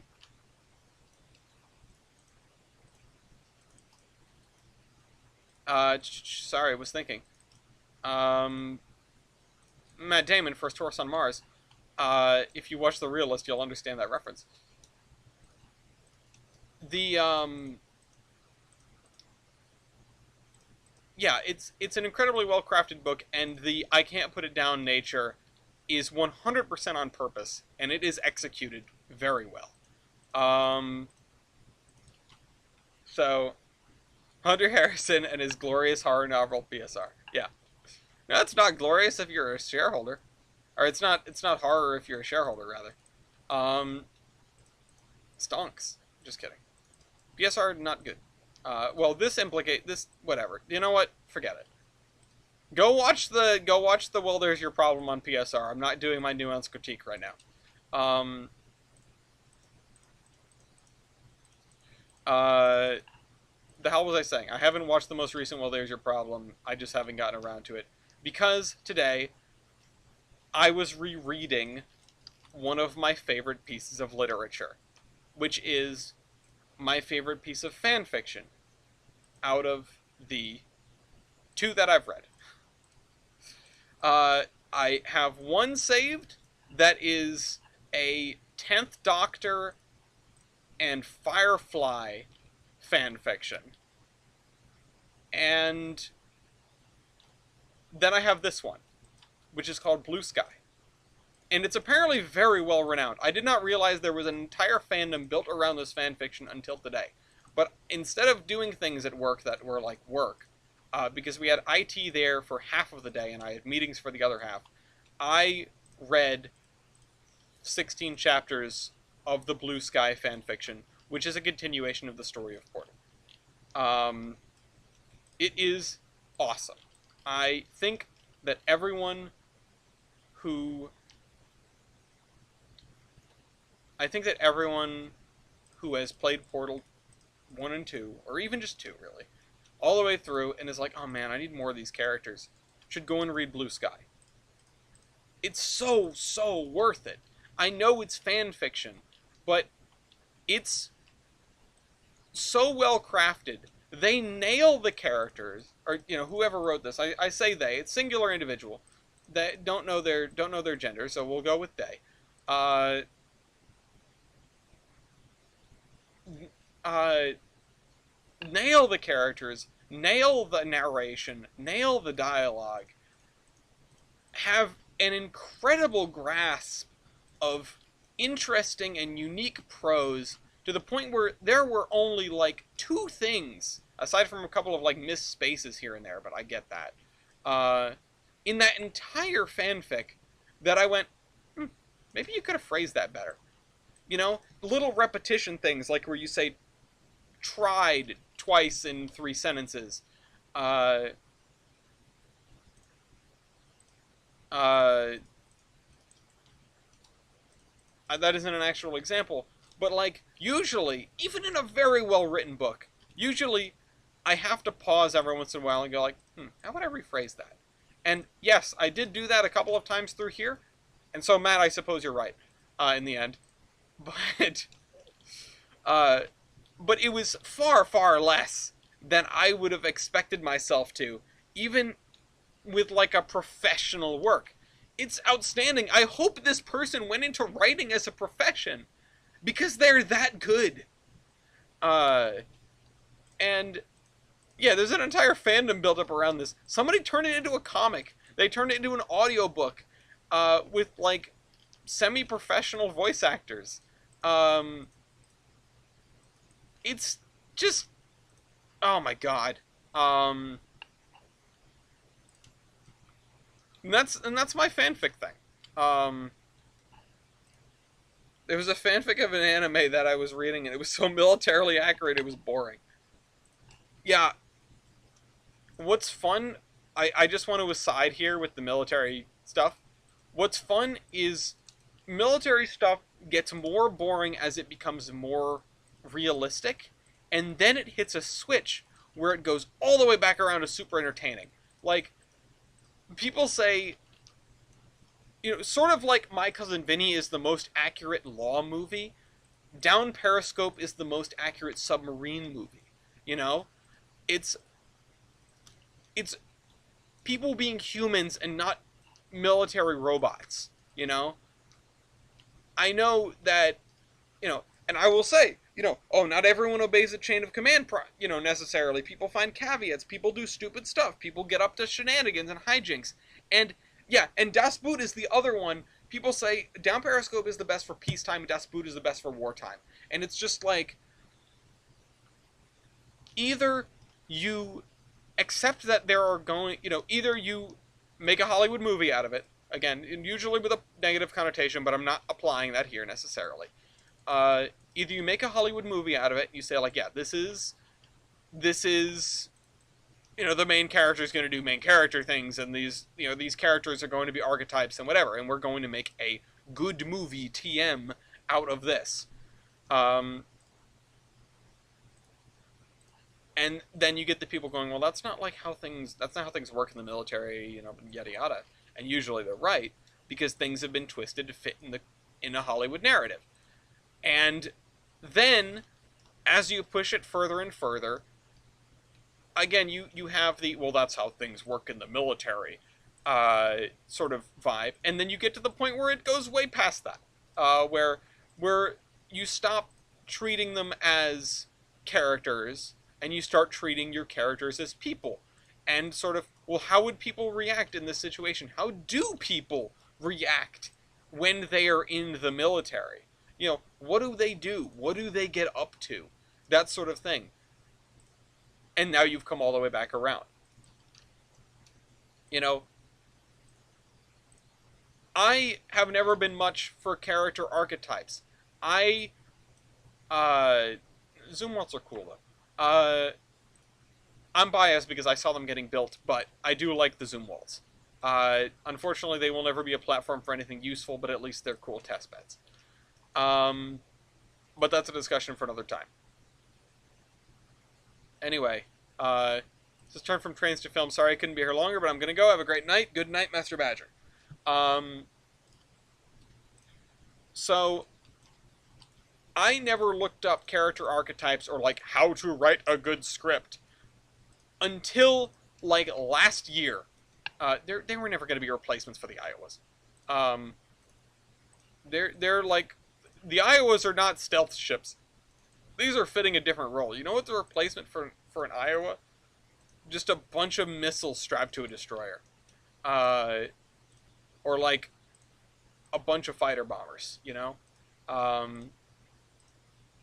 mean, when all you're using these things for is shore bombardment anymore, and you have bunker busters, why are you lugging hundreds of tons of armor around the ocean? Not to say I don't like battleships, because I think they're the coolest goddamn things on the planet sometimes. I've been in one, at least. I've been in two, actually. Two? Three? I've been in two. New Jersey and Massachusetts. I think just two. There might be one I'm forgetting. Point is, battleships are cool. I don't consider the Zumwalts. I mean, if that's what they said they were going to be, I don't think you're right. They did not succeed, but I don't think they were ever going to do that. They're stealth boats. Anyway, I don't know if the Navy needs that.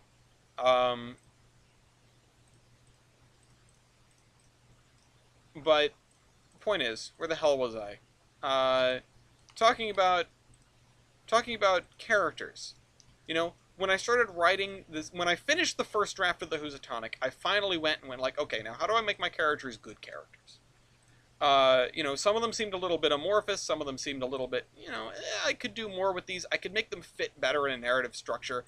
The relationship between the protagonists, or the main characters, rather, was a little bit weird, because I didn't want to commit to the bit of the typical Hollywood romance, although now I understand better why it's a thing. Yeah, just built some modern day monitors. You guys figured it out.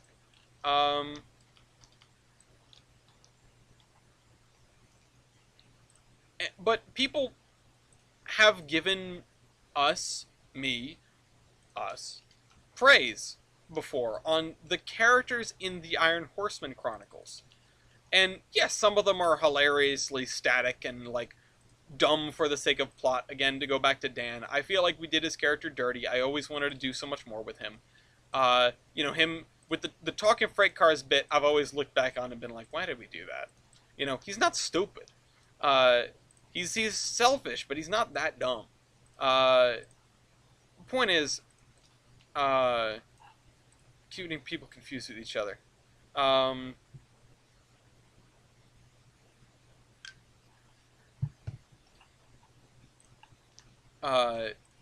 But point is, like, people seem to like the way the characters were in the Iron Horseman Chronicles, and I never looked up what a deuteragonist was before then. I vaguely knew what a protagonist and an antagonist did. Like, I know, okay, the protagonist is, like, your main character, and the antagonist is, like, not necessarily the villain. Like, I knew there was a difference there. And the idea in the Iron Horseman Chronicles, despite the fact that we did have antagonists, I didn't really want to make villains. Sometimes you still need them, but, point is, I didn't do all that fancy stuff.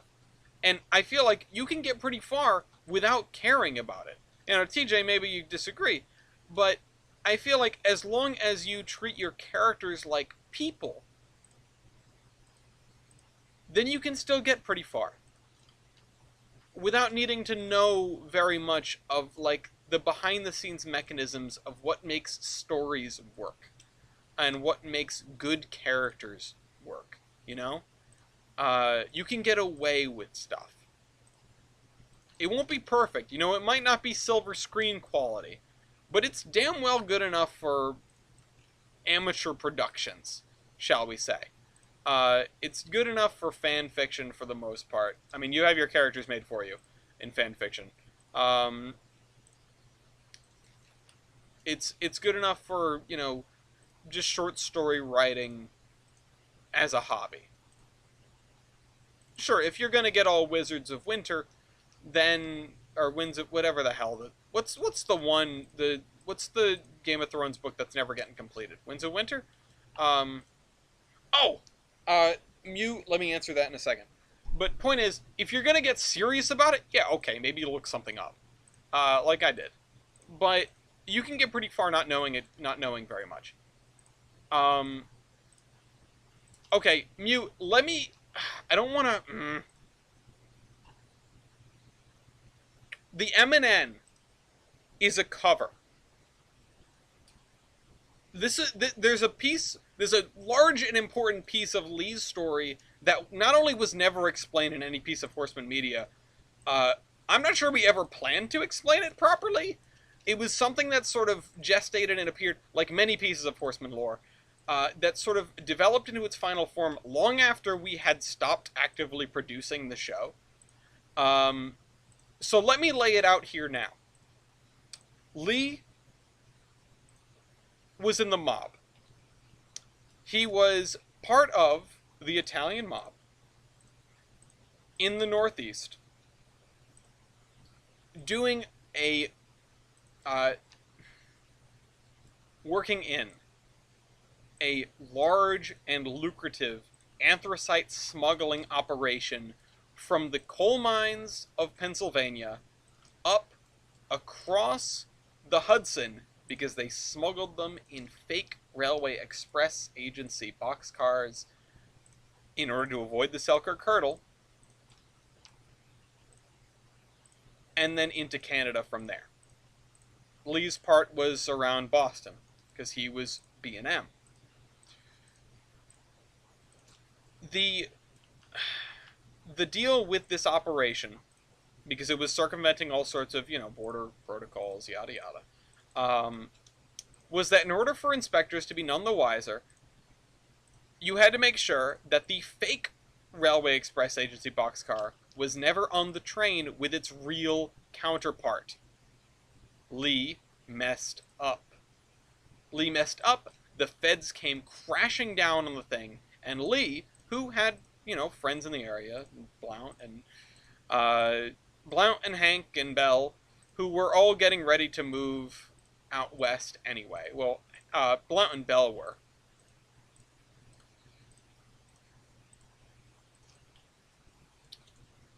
Lee came under fire. Again, the feds came crashing down on this whole thing, and all the fingers pointed at Lee, and if the police did not get him, the rest of the mob would. In fact, there is still one surviving locomotive that holds a grudge. His name is Lavino. He's at Steamtown. So Lee ratted out his fellow mobsters, unbeknownst to them, and went into the witness protection program. There, they gave him a new road name, a new number plate, a new builder's plate, and stuck him on a short line out of Douglas, Washington, called the M&N. And he was that way for many years until, in the events of the Iron Horseman Chronicles, he'd eventually get his proper number and road name back, which is B&M 1360.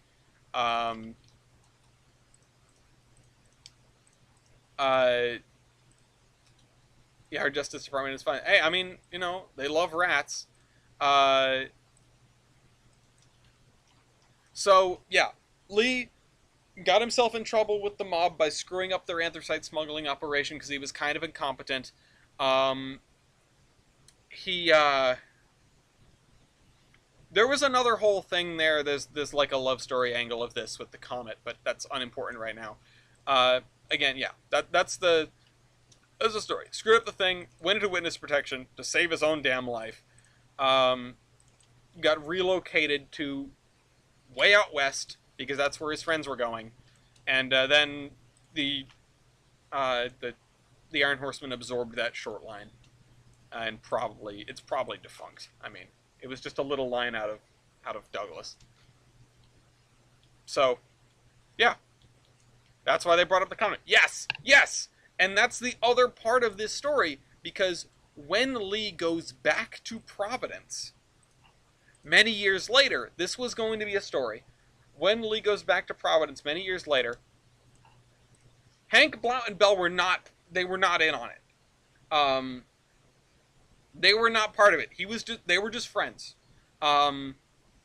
Lee and Blount worked together because Blount sort of ran this leg of CN's services down into Boston. Sort of handling this like last mile on foreign trackage, so to speak, last miles. Bell was out of action for a long time because he was an early locomotive built with flexicap stables, and they found major flaws in them. The B&A bought him, contracted him, found the issues, sidelined him almost immediately, and he sat on a rip track outside of South Station for a long time, like a couple decades, I think. At that point, flexicap stay-bolts were far from a new technology, and we can rebuild them. We have the technology again. Spearheading that effort was Blount, and that's why they are best friends for life. So they got him restored. He became the detective that he is today. But yeah, when Lee goes back to Providence to celebrate the victory of his win over another mogul, because there was a race between a B&M locomotive and a New Haven locomotive, which he won handily. Maybe not legally, but handily. I'm going to get my last train set. Should I get BNSF, FEC, KCSC? Yeah, do CP. CP's fun.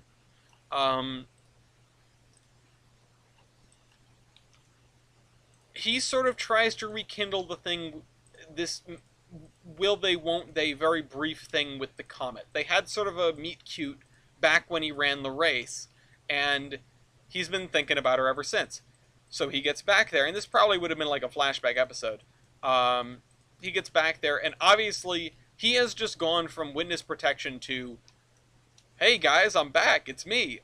So obviously he gets in tremendous amounts of trouble almost immediately. The Comet comes to his aid, which sort of solidifies the like, oh crap, they do have a thing for one another. And then he's gone out west again, and he can never come back. Because he realizes, wow, I almost got myself killed. Let's not do that again. Even though he misses his would-be lover. So it would be very funny. We never wrote this into the canon, but I suppose you have not gotten to Trapped at the Well, which is a season 2 episode. Or no, not Trapped at the Well. That one never came out.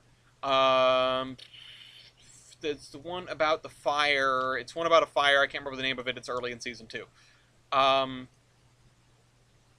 It's there that they go over the dent, which is a sign of locomotive affection. When you are married to someone as a vehicle, not just a locomotive, but talking this for Heroes of Milford. Thank you, Matt. My traveling trope fortune. Cut that more. More steel for the steel gods. The Don would agree with you.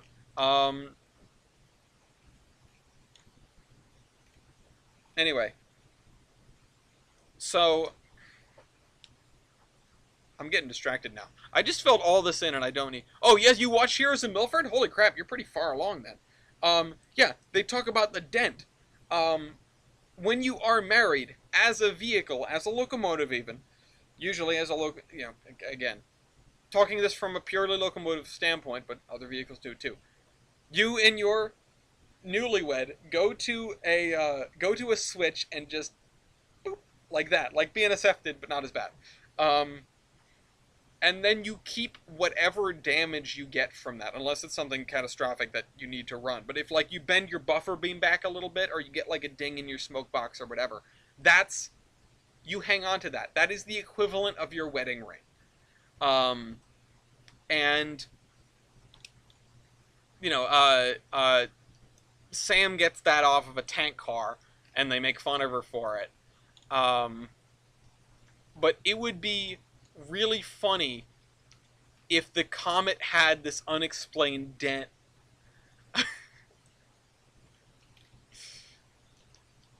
Honey, I got scoliosis for you. All right, we need to actually do something here. We have drawn a grid with lines. Okay, we draw a bear. I need to fill this in, which that could be a simple thing to do next. I don't know what to do with this. I don't know what our grass. Well, obviously we know our grass color is going to be this, so really I should just start filling this in. Or you could pull a Prince Eugen in Leipzig. Yeah. Or you could pull a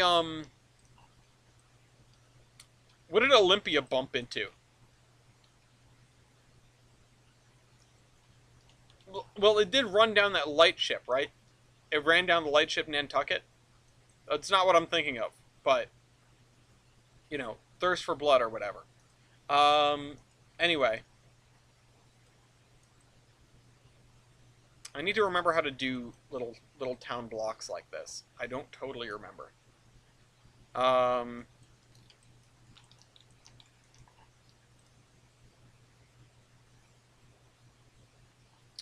Where's my driveway spline? I don't really want an asphalt driveway, but I don't know. Yeah, we'll just use this. This is fine.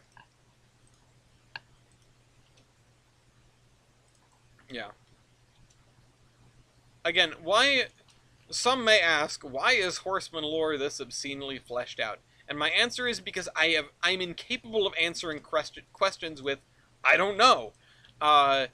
It's because I need to have an answer for everything. No, Lafayette, where are you going? Lafayette? Oh, your brother went over there. I have to answer questions with, like, a 17-page answer on lore that no one is ever going to care about. So, yeah. I don't know. That's just me. At the same... I believe it is one of the Iron Horseman Chronicles' strengths, but also it's definitely one of the weaknesses, because it created production problems. Yeah, Missouri still has a dent from friendly neighborhood boom boom plane, yeah.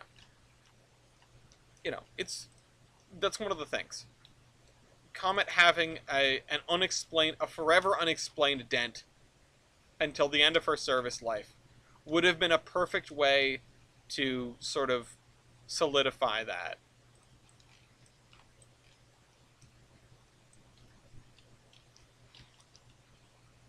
Anyway. We're going to come back through and do these up all nice when we get there. But for now, I'm just going to go through them one at a time and fill them in.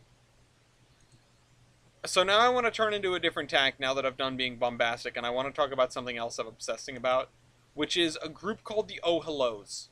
Which, if anyone has listened to the Oh Hellos, please let me know.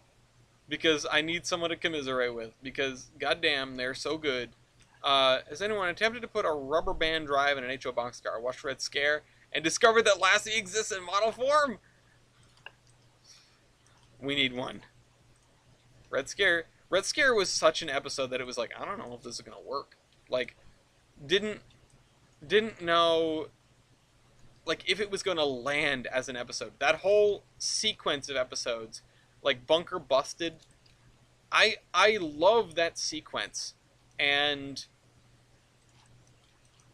I was so concerned, and they're one of those where I just look back and I go, like, I don't know about those episodes. But I think they worked for what they were.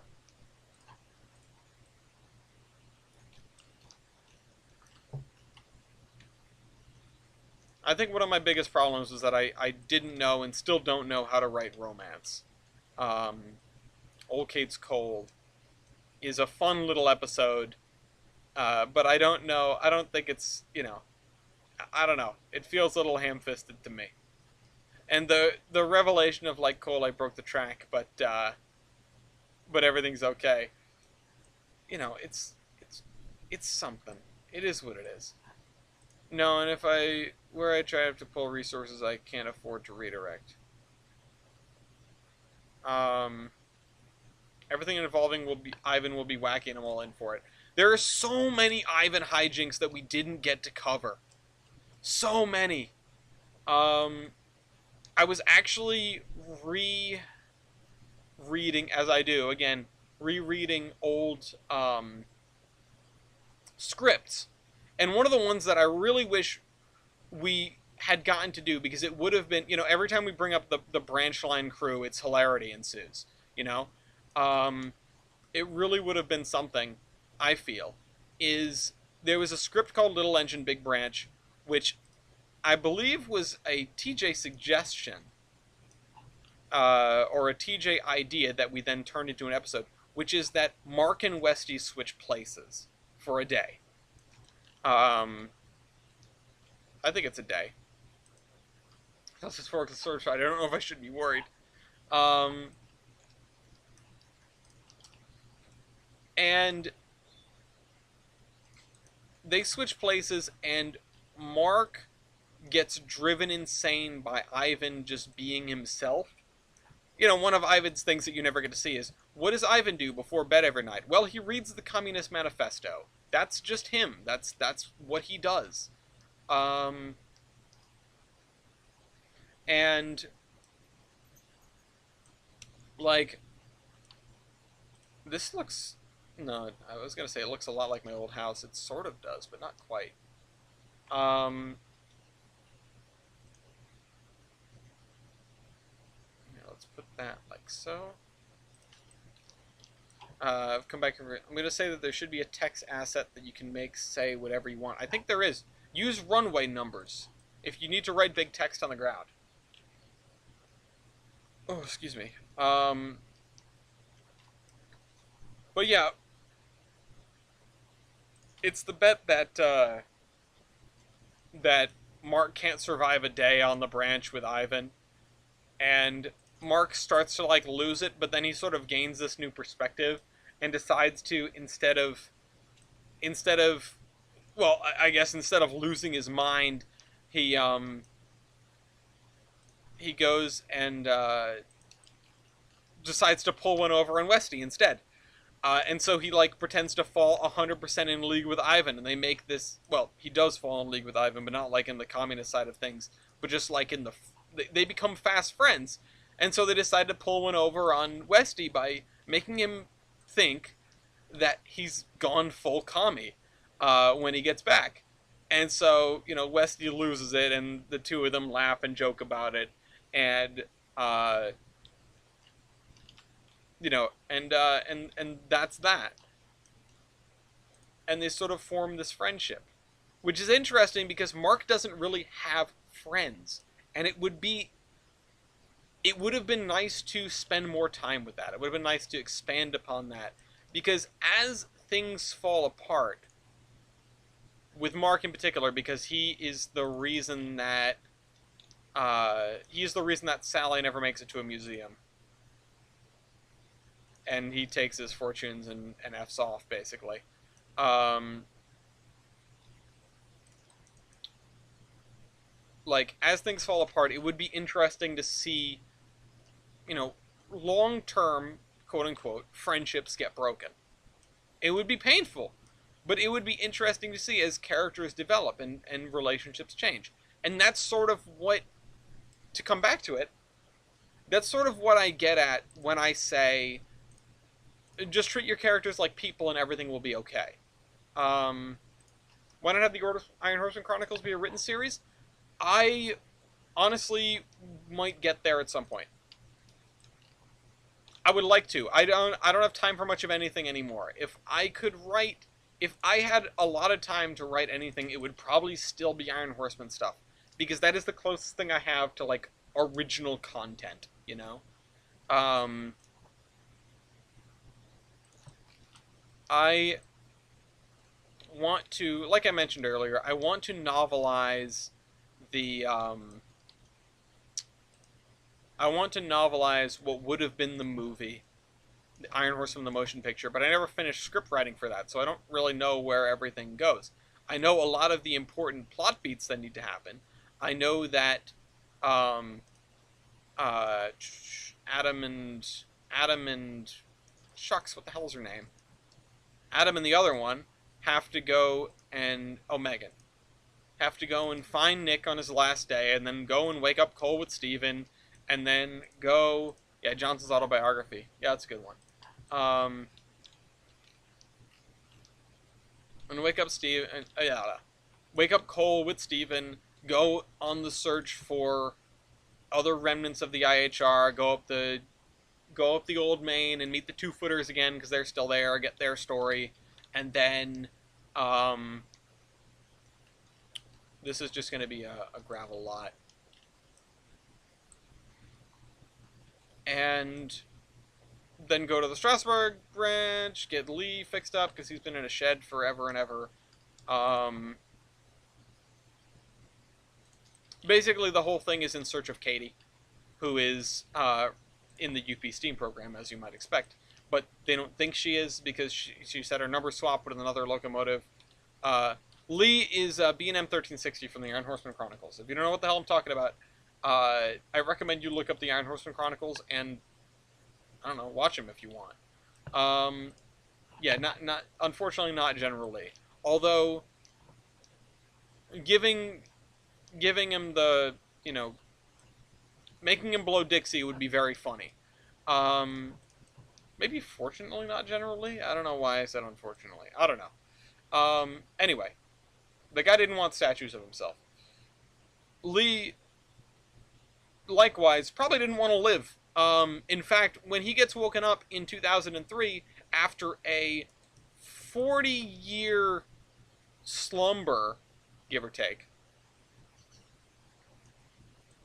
40 years? 40 years. 40 years? Yeah, I think so. He's pissed. Yeah, no kidding, it is. Well, actually, it's more Full Buccaneers inspired. That's what everybody else wanted to build off of. I had not seen Full Buccaneers. I still haven't seen Full Buccaneers. But it's a thing. People like it. I mean that for both Full Buccaneers and the Iron Horseman Chronicles. Also, no bites on the Oh Hellos. Look them up. Listen to Four Winds. Fantastic. Great folk music. They were at the Newport Folk Festival in 2014, and if I'd known about them, I would have loved to go see them. So someone can quit their job and remake the series. If I got donated $2 million, you know how many trading cards I'd make? Cone Rails. I just unlocked a core memory. Nice. There are so many of these. I mean, I don't mean to say that there are a dime a dozen, but there are a lot of Trainz series out there. People like making media of things that they like. I know that sounds like a tautology. It's not. That's not what that is. But point is, like, oh, I'll give the IRS what they want. Point is, like, it's a thing. Like, what are the words? You want to try this again? Yeah, I want to try this again. Get a steam locomotive, 3025 maybe. I don't think they would give you 3025. You might be able to get a locomotive off of Steamtown for $2 million. Fred Kepner's dead. You could probably get one of his things. Rest in peace, Fred Kepner. People like making media. It is astounding. And reading Blue Sky again, and then discovering the fandom, the size of the fandom behind a fan fiction. Specifically the fan fiction. Okay, Mopac, I'm not saying I wouldn't do that, but it's the best idea I've heard all night. Rust Bucket, there's no hopes coming back. $2 million will restore a steam locomotive. You know how many 11s you could make with $2 million? You could... 8. You could make 8 of them. Probably get the Jubilee, maybe. 47. Give me 47. How fast could 47 go? Could it make 60? Because if it can make 60, I'm buying that engine and I'm taking it around the country. I mean, it could probably make 60. Anyway, point is, call me Alan Pegler 2. Or 1455. I restore 1455 and run it on the Housatonic Mango Gobbles. So. What the hell was I saying? That's like the 10th time I've said that tonight. If anyone's doing the drinking game of these streams, you're dead. Sorry. But I am.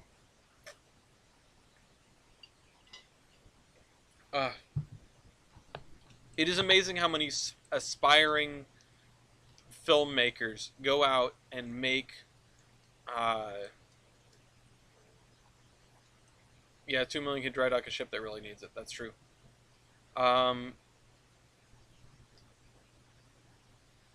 Listen, to anyone out there, and I have said a different thing before, because I got asked, "Hey, I'm not sure if I should make my own train series." And I said, "Don't, don't. It's way too much work. Don't do it." And that person went out and made the Terrible Tales of Clinchfield 311, which is one of the funniest ones, if not the funniest thing in its genre. I had the pleasure of writing what would have been a crossover. And it was some of the most fun I've had writing, period. No small part was just Ryan just being awesome and funny and always being, like, the jokes per minute out of that guy. It's incredible. He could write Airplane in the modern era, you know? But I will change my tune on that. And I will say this, because I am inspired and blown away by the ability of people just in a fandom. You know, it led me to this Tumblr page where people talk about specifically that fanfic.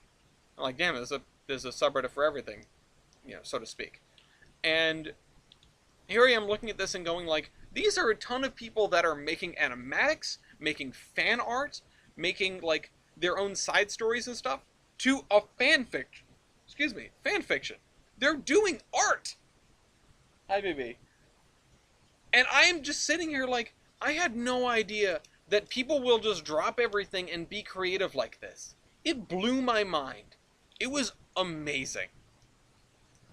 And so to that I say, like, go forth. You know? Mm-hmm.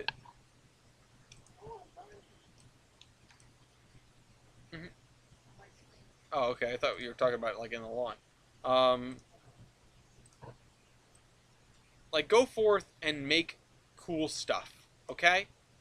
Go forth and make art. You know, make a video series. You know what? If you don't have any experience editing, if you don't have any experience voice acting, if you don't have any experience writing, it doesn't matter. Everybody starts with no experience. You know, there's the old saying, you know, being kind of crap at something is the first step to being real good at, to being, you know, kind of good at something, or whatever it is. It's from Adventure Time, but it's not a false statement. I've never watched Adventure Time, but it is, everyone starts somewhere. It's something I say a lot to a lot of people. Mostly as sort of a cautionary, like, you know, don't rag on people who are just trying, who are just doing something as a hobby. Make my Minecraft ships into realistic ground design that please humanize them to fit in my own fanfic. We could save certain copies and paste in Trainz. You can! You can! Master Badger, there's a scrapbook feature in Surveyor 2.0. I don't know how to use it, but you can do exactly that now. A friend of mine once told me some advice that I think everyone should take. This is fantastic advice. Quit thinking about something that you wanted to do and just do it. I know, just do it. But like, for real though, just do it. Just quit. Don't worry about what it's going to become. It's the journey that's important. You know, when I made the Iron Horseman Chronicles, it wasn't about making the Iron Horseman Chronicles. It was about creating a world. Um, Matt made the PRR cookie, and I don't know what to think anymore. Honestly, you guys badged me into writing more stories, and it's got me into writing more. Like, that hasn't resulted in anything, but it's made me think a lot. As long as you're being creative, it's true. Being creative does not need to leave your own head. I don't know how to do the scrapbooking tool, but it's a thing. So, like, what if I take... Yeah, okay, so I can, like, grab this stuff, and then, like... I have no idea how to use this. I'm gonna be honest. I literally... I don't know what I'm doing in here. Someone's gonna need to explain this to me at some point, but it's not today. Back to Surveyor Classic. Lafayette, do you need a bath? Do you want a bath after I'm done with this stream? I won't have time tomorrow. I can do it right now. Or in 20 minutes. I'll look for the cookie. What the heck is that? What the heck is this? Oh, it's a Deltic. A Deltic with American style. Yeah, it is kind of weird, but I like it. Pennsylvania cookie. I like how it just has the most random number. Where's the Bel Pair, though? It is uniquely bad. Matt, good job. Just puts down trees and textures. Yeah, that's the thing. That's a feature that they promised for, like, Trainz 2012, and it just showed up. Incredible. But you know what? That's fine. It's fine. It's just a good thing that it's here, Developer is sort of there. I didn't see it, but I didn't look very hard. So I believe you. Yeah, no, it is hard to make. I am so full of energy today. Probably because I did nothing at work. And I'm going to be done in 20 minutes. I think it's time to start winding down. It's not Blue Sky Poor related, it's rather short, but I've read a Martian one-shot you might be interested in. Like, related to The Martian? Because, sure, why not? Just throw it at me. I'll read it at some point. You might have to ask me, like, 17 times. But, I'll find time. Somewhere. Probably at work. Damn, good thing my boss doesn't watch these streams. Let's spin this guy around. Actually, no, let's not. Let's not say we did.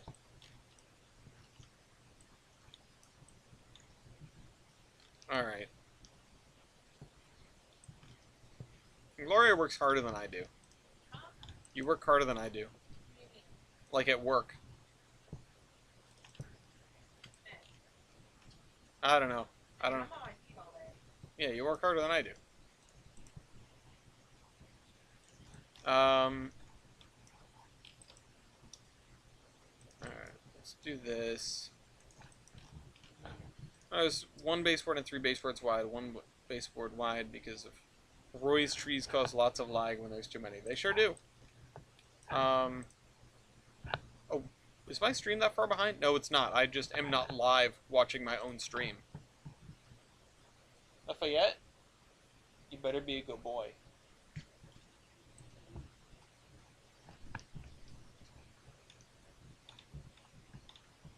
They are very good.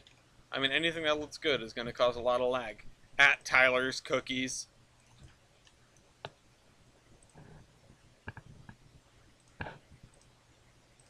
You make my ships scale, I do not have the resources that I cannot afford. And the fact that humanizing is not my strong suit. Haven't been around since this segment of the map began. How's the map looking? Oh, check this out, Brady. We got some grid fields now. We're getting there. Look, I have a vision for the cookies. Yeah, you've got, like, whatever is way better than 2020 vision. It's something. That's how the map looks. Oh, we're inland now. Oh, yeah. Oh, we're way inland. The fields, they got bigger and bigger and bigger and bigger and bigger, and then they got small again. Um, yeah, well, the J1 is weird. I don't like the J1. I don't hate it, but it's far from my favorite Pensy engine, that's for sure. I mean, the thing is, it would be better if it was a Q2. Like that's basically my entire take. Baby, Lafayette is out of water. Could you please give the pupper some more water? I can just hear him like jingling the bowl. If a model of its base is the C&O T1 for T1 memes. Ah, my favorite PRR engine is the Bachmann 060. Class. I'll make a stat card for the Bachmann 060 someday.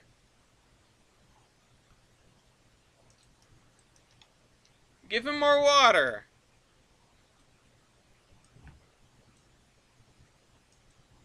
There we go. When I saw the cookie progress on the podcast, I was very surprised at how good it looked. Yeah, you should be, because Tyler's a lunatic. In the best way. But, like, goddamn. Hurry, April 1st is coming up fast. Here's the thing. I'm already doing enough dumb stuff for April 1st. They got it in writing that we were going to do diesel locomotive versus and earliest train in Amtrak, which is going to be way more annoying to figure out than latest train in Amtrak, because there are usually only like 3 things that are black on the Amtrak map, and there's like 50 things that are green, and they're all together on the Northeast Corridor. So it's going to be real annoying. Why did I agree to that?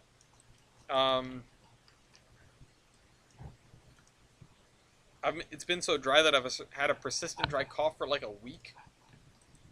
That sucks. I had a cough for like months after the first time I got COVID. It blew. It wasn't fun. But latest Amtrak train, the one that never showed up. Yes, the Capital Limited is here. Why do you ask?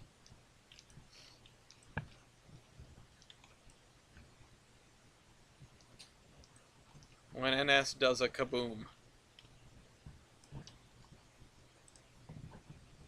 Let's see. I'll bring a driveway into the back here. Drawing this like roads in Visum.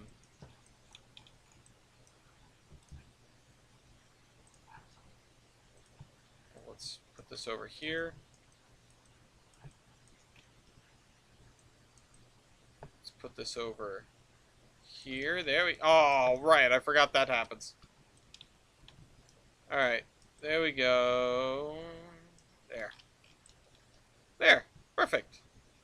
Ish. I mean, it doesn't look terrible. I just want to get the driveways down before I do the base coat, even though it doesn't matter either way. Speaking of which, there was a derailment in our area where they had to do a controlled explosion. Fun! How many miles is this segment, and is this part of the VMR? How many miles is this segment, and is this part of the VMR from the Gilson Eastern, as in built-in separate segment? I'm not sure I totally know what you're asking, but I'll try to answer it. I mean, this is 15 miles. It's the same length from here to here as it is from here to here, give or take. And the VMR line is going to go that way. Like up there. I don't know if you guys... Can you guys see my cursor? Can you guys see my cursor? Have you not been able to see my cursor this whole time? Oh, no, there's my cursor. Okay. But yeah, it goes that way. So it is an increasing distance from the VMR. The VMR gets higher. This gets higher. We are like... Oh, what the hell? We are 120 No, 90 times 3. What's 90 times 3? 270 feet above sea level-ish? Because I am overzealous with my elevation changes, as always. And the VMR at this point is... I mean, its highest point is like... Is this going up still? Maybe. Yeah, it is.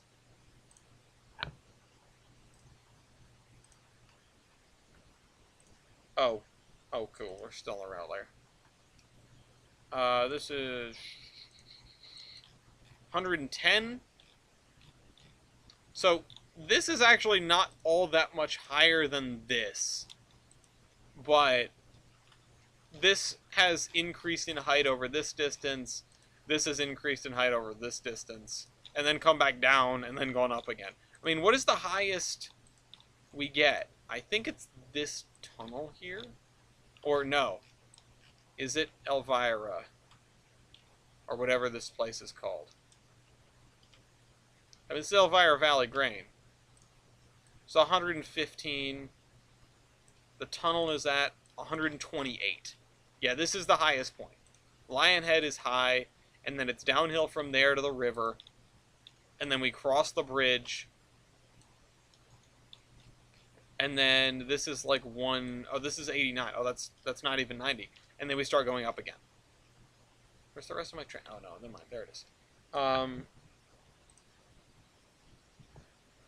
So, anyway.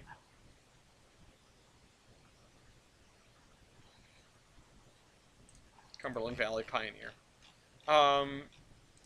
So, and just to compare elevations here, this is 110. Its closest analog is like my sexy bridge over here, which is 37. Hello, Cinema Demo. Oh, yeah, I did. I'm sorry, I didn't get to respond to that. Railroader is cool. I'm not sure I'm going to pick it up right away. I'm not sure I'm going to pick it up at all, necessarily. I already have a train driving game. Derail Valley is going to come out with simulator soon. Like, Railroader seems very cool, don't get me wrong. I just don't know if I'm going to bother with it. Although, is it multiplayer? Because that would make it a little bit more interesting. I kind of forgot. Also, this area is awesome. I love this. I've said awesome 10 gajillion times. Okay, maybe I'll get it. Maybe I'll get it. It's not, like, at the top of my priority list. But it is cool. And honestly, I am glad to see that if Railroads Online did anything, it was show the world that a co-op train driving game is desired, you know? Is something that the people TM want. Because, yeah, Railroads Online has its issues, that's for sure. But it's fun, you know? So, Orion, this is the closest you're getting to an Iowa segment. I'll tell you that much. Yeah, Run 8 is there, but Run 8 is way too technical for most people. And the way the servers have to be run and set up, it's a lot of effort. Run 8 is a lot of effort on both sides of the ball to get something for people to use, whereas Railroads Online or Railroader, presumably, is going to be very, very easy. And also, yeah, must Steam. But, you know, if we had a multiplayer Derail Valley, that'd be it. That'd be it. You got it. You nailed it. And the closest thing to that is probably going to be Railroader, and the closest thing to that right now is Railroads Online. And Railroads Online, of course, has the added benefit of being able to build the tracks yourself, which Railroader will not have. It's still going to be a unique game until someone else comes out with something that does the same thing, only without garbage code.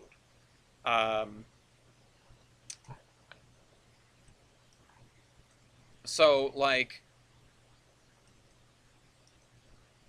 you know, if that happens at some point, that would be wonderful.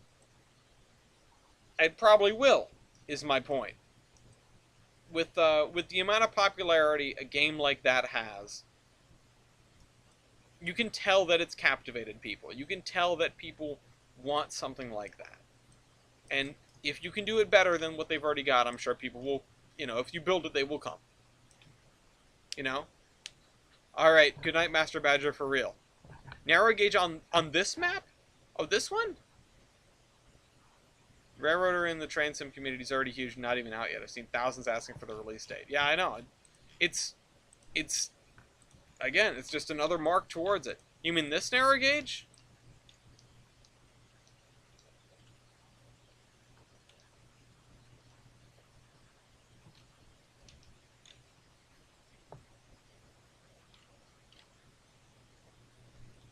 Where's Peaches? Hi, Peaches! At some point I will go visit Peaches for real. I have only seen Peaches in pieces. Well, actually, not in pieces, but just, like,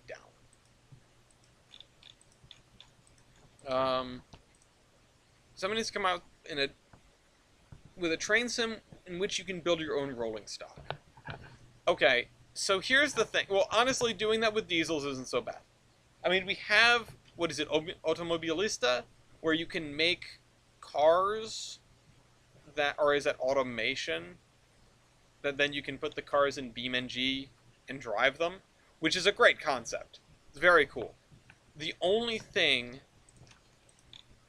and of course you have Ultimate Admiral Dreadnoughts, which sort of has the steam engine problem. Here's the thing. It is automation. Project Frankenstein. It is, yeah. There are those games for cars and for ships. There's a thing that makes that fundamentally different for cars and for ships.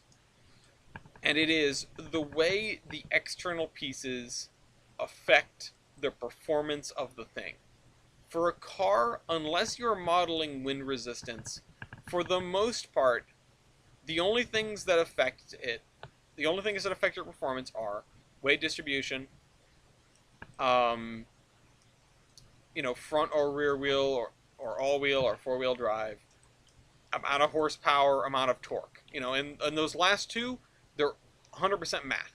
You can show a generic-looking engine block and just do all the math behind it, and it won't matter. It won't make a difference. But if you do it for a ship, it's sort of the same thing. All of the stuff that makes it different, guns aside, is on the inside. All stuff that you don't need to model or care about. All the stuff that makes a steam engine different from the next steam engine next to it is almost all externally visible, except for sizes of flues and tubes and fire brick arches and like thermic siphons. A lot of that stuff is visible from the outside, and it has a measurable performance impact as it is outside. Like, yes, it would be very cool, but I feel like it would be more technically involved than the equivalents for ships and road vehicles.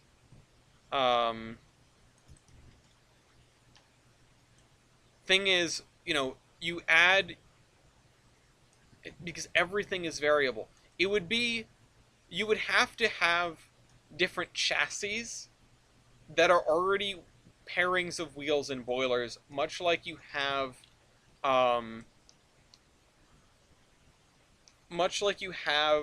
your hulls in Ultimate Admirals. It would be wonderful to be able to adjust all of the different things about a hull in UAD, but you can't. But you can't reasonably make a, modular steam engine doohickey without being able to do all of that. And that's why it's so much harder. That's why I feel like nobody's made it yet. And you know what? Maybe in Railroads Online 2, we'll get there. Or, whatever it is made by whomever that comes after RO. That becomes the next new hotness. Like, not Railroader, but something with all the features of RO, the building, etc. And, yeah. What are you doing? It just is a lot. You know, every aspect of a locomotive's design, a steam locomotive's design, is affected or has an effect on the outside, and that's what makes it so damn difficult. Um, Don't forget, stop it. He's licking the bed. It's okay. He knows what's coming to him.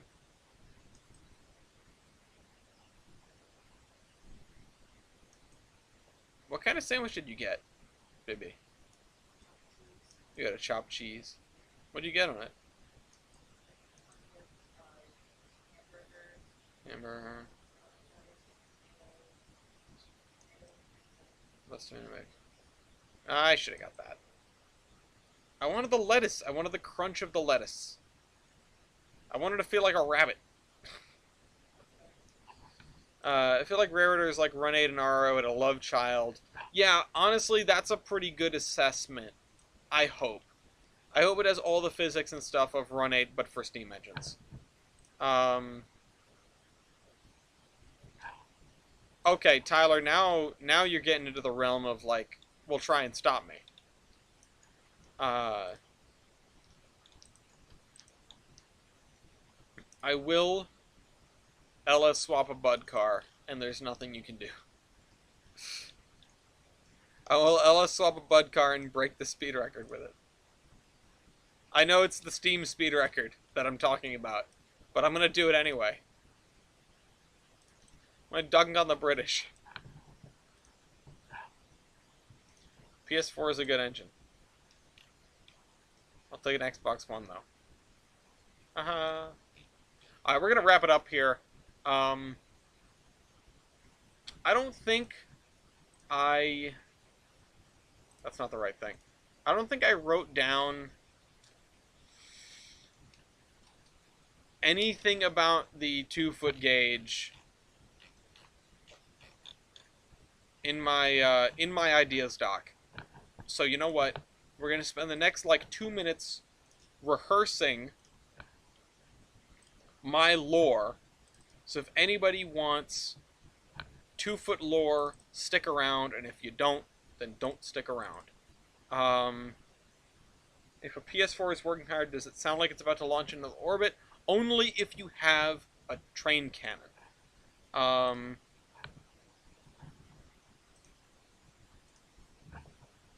Marcus having a nephew Mars Mullen.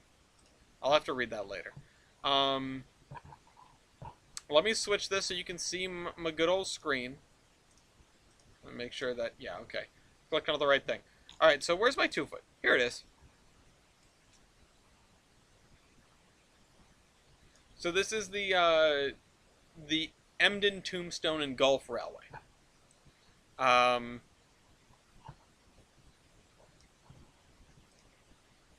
Is the 3-foot actually going to be built? Oh yeah, check this out. Hold on, let me show you the map of the 3-foot. It's this orange stuff. It's pretty big. It's pretty extensive. This is the Geiger Mountains Railway, version 2. I don't have the new railroad written on here, and that's my issue. So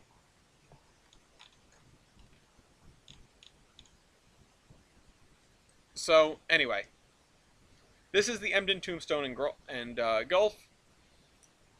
It was originally 2 railroads. The one that whose name escapes me, and the Cedar Springs Railway, or the Cedar Island Railway here. I'm glad you remember the original. Now, the Cedar Island Railway was one of the first railroads on the Tolbrin Peninsula. So it built its thing. And then you have the... See, this is why I should have written this all down. I don't remember most of it. Then you had this railroad that was built in as the network to Emden. They tried to go farther inland. They made it all the way to Albion, but they did not make it up here to the coal fields in Columbia, which was their original lofty goal. They merged. They built out this way. to try to get to Tombstone. They didn't make it there. They went down the Gulf here. There's a whole thing about the ports. I need to find where I wrote this down.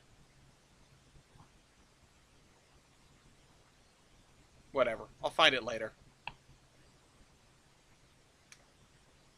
No, I won't. I'll find it right now.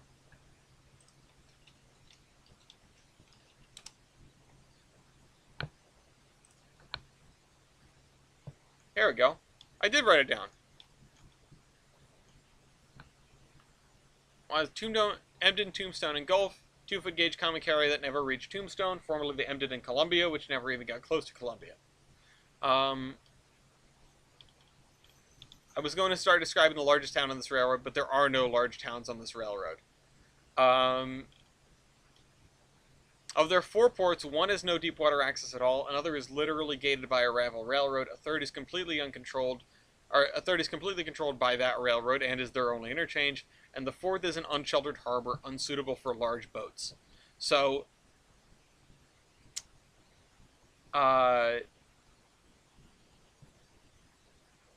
this is the unsheltered harbor.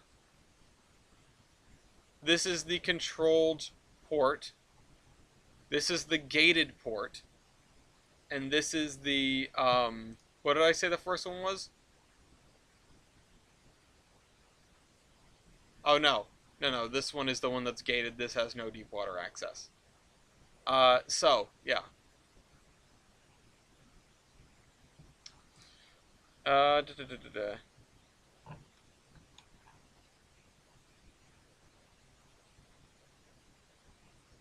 Serve nobody and only out inbound outbound interchange, no through, mainly because their proposed extensions to make these interchange possible didn't happen.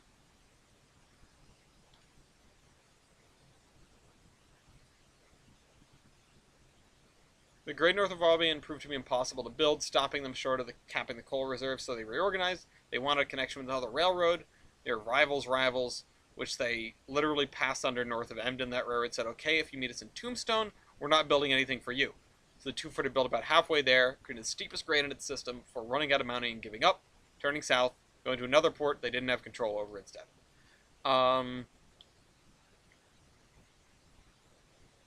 Fearing out the city at the point where they turned south ended up doing substantial infrastructure work to get large ships in. Unfortunately, they did it for the interstate's construction, which now parallel the 2-foot line.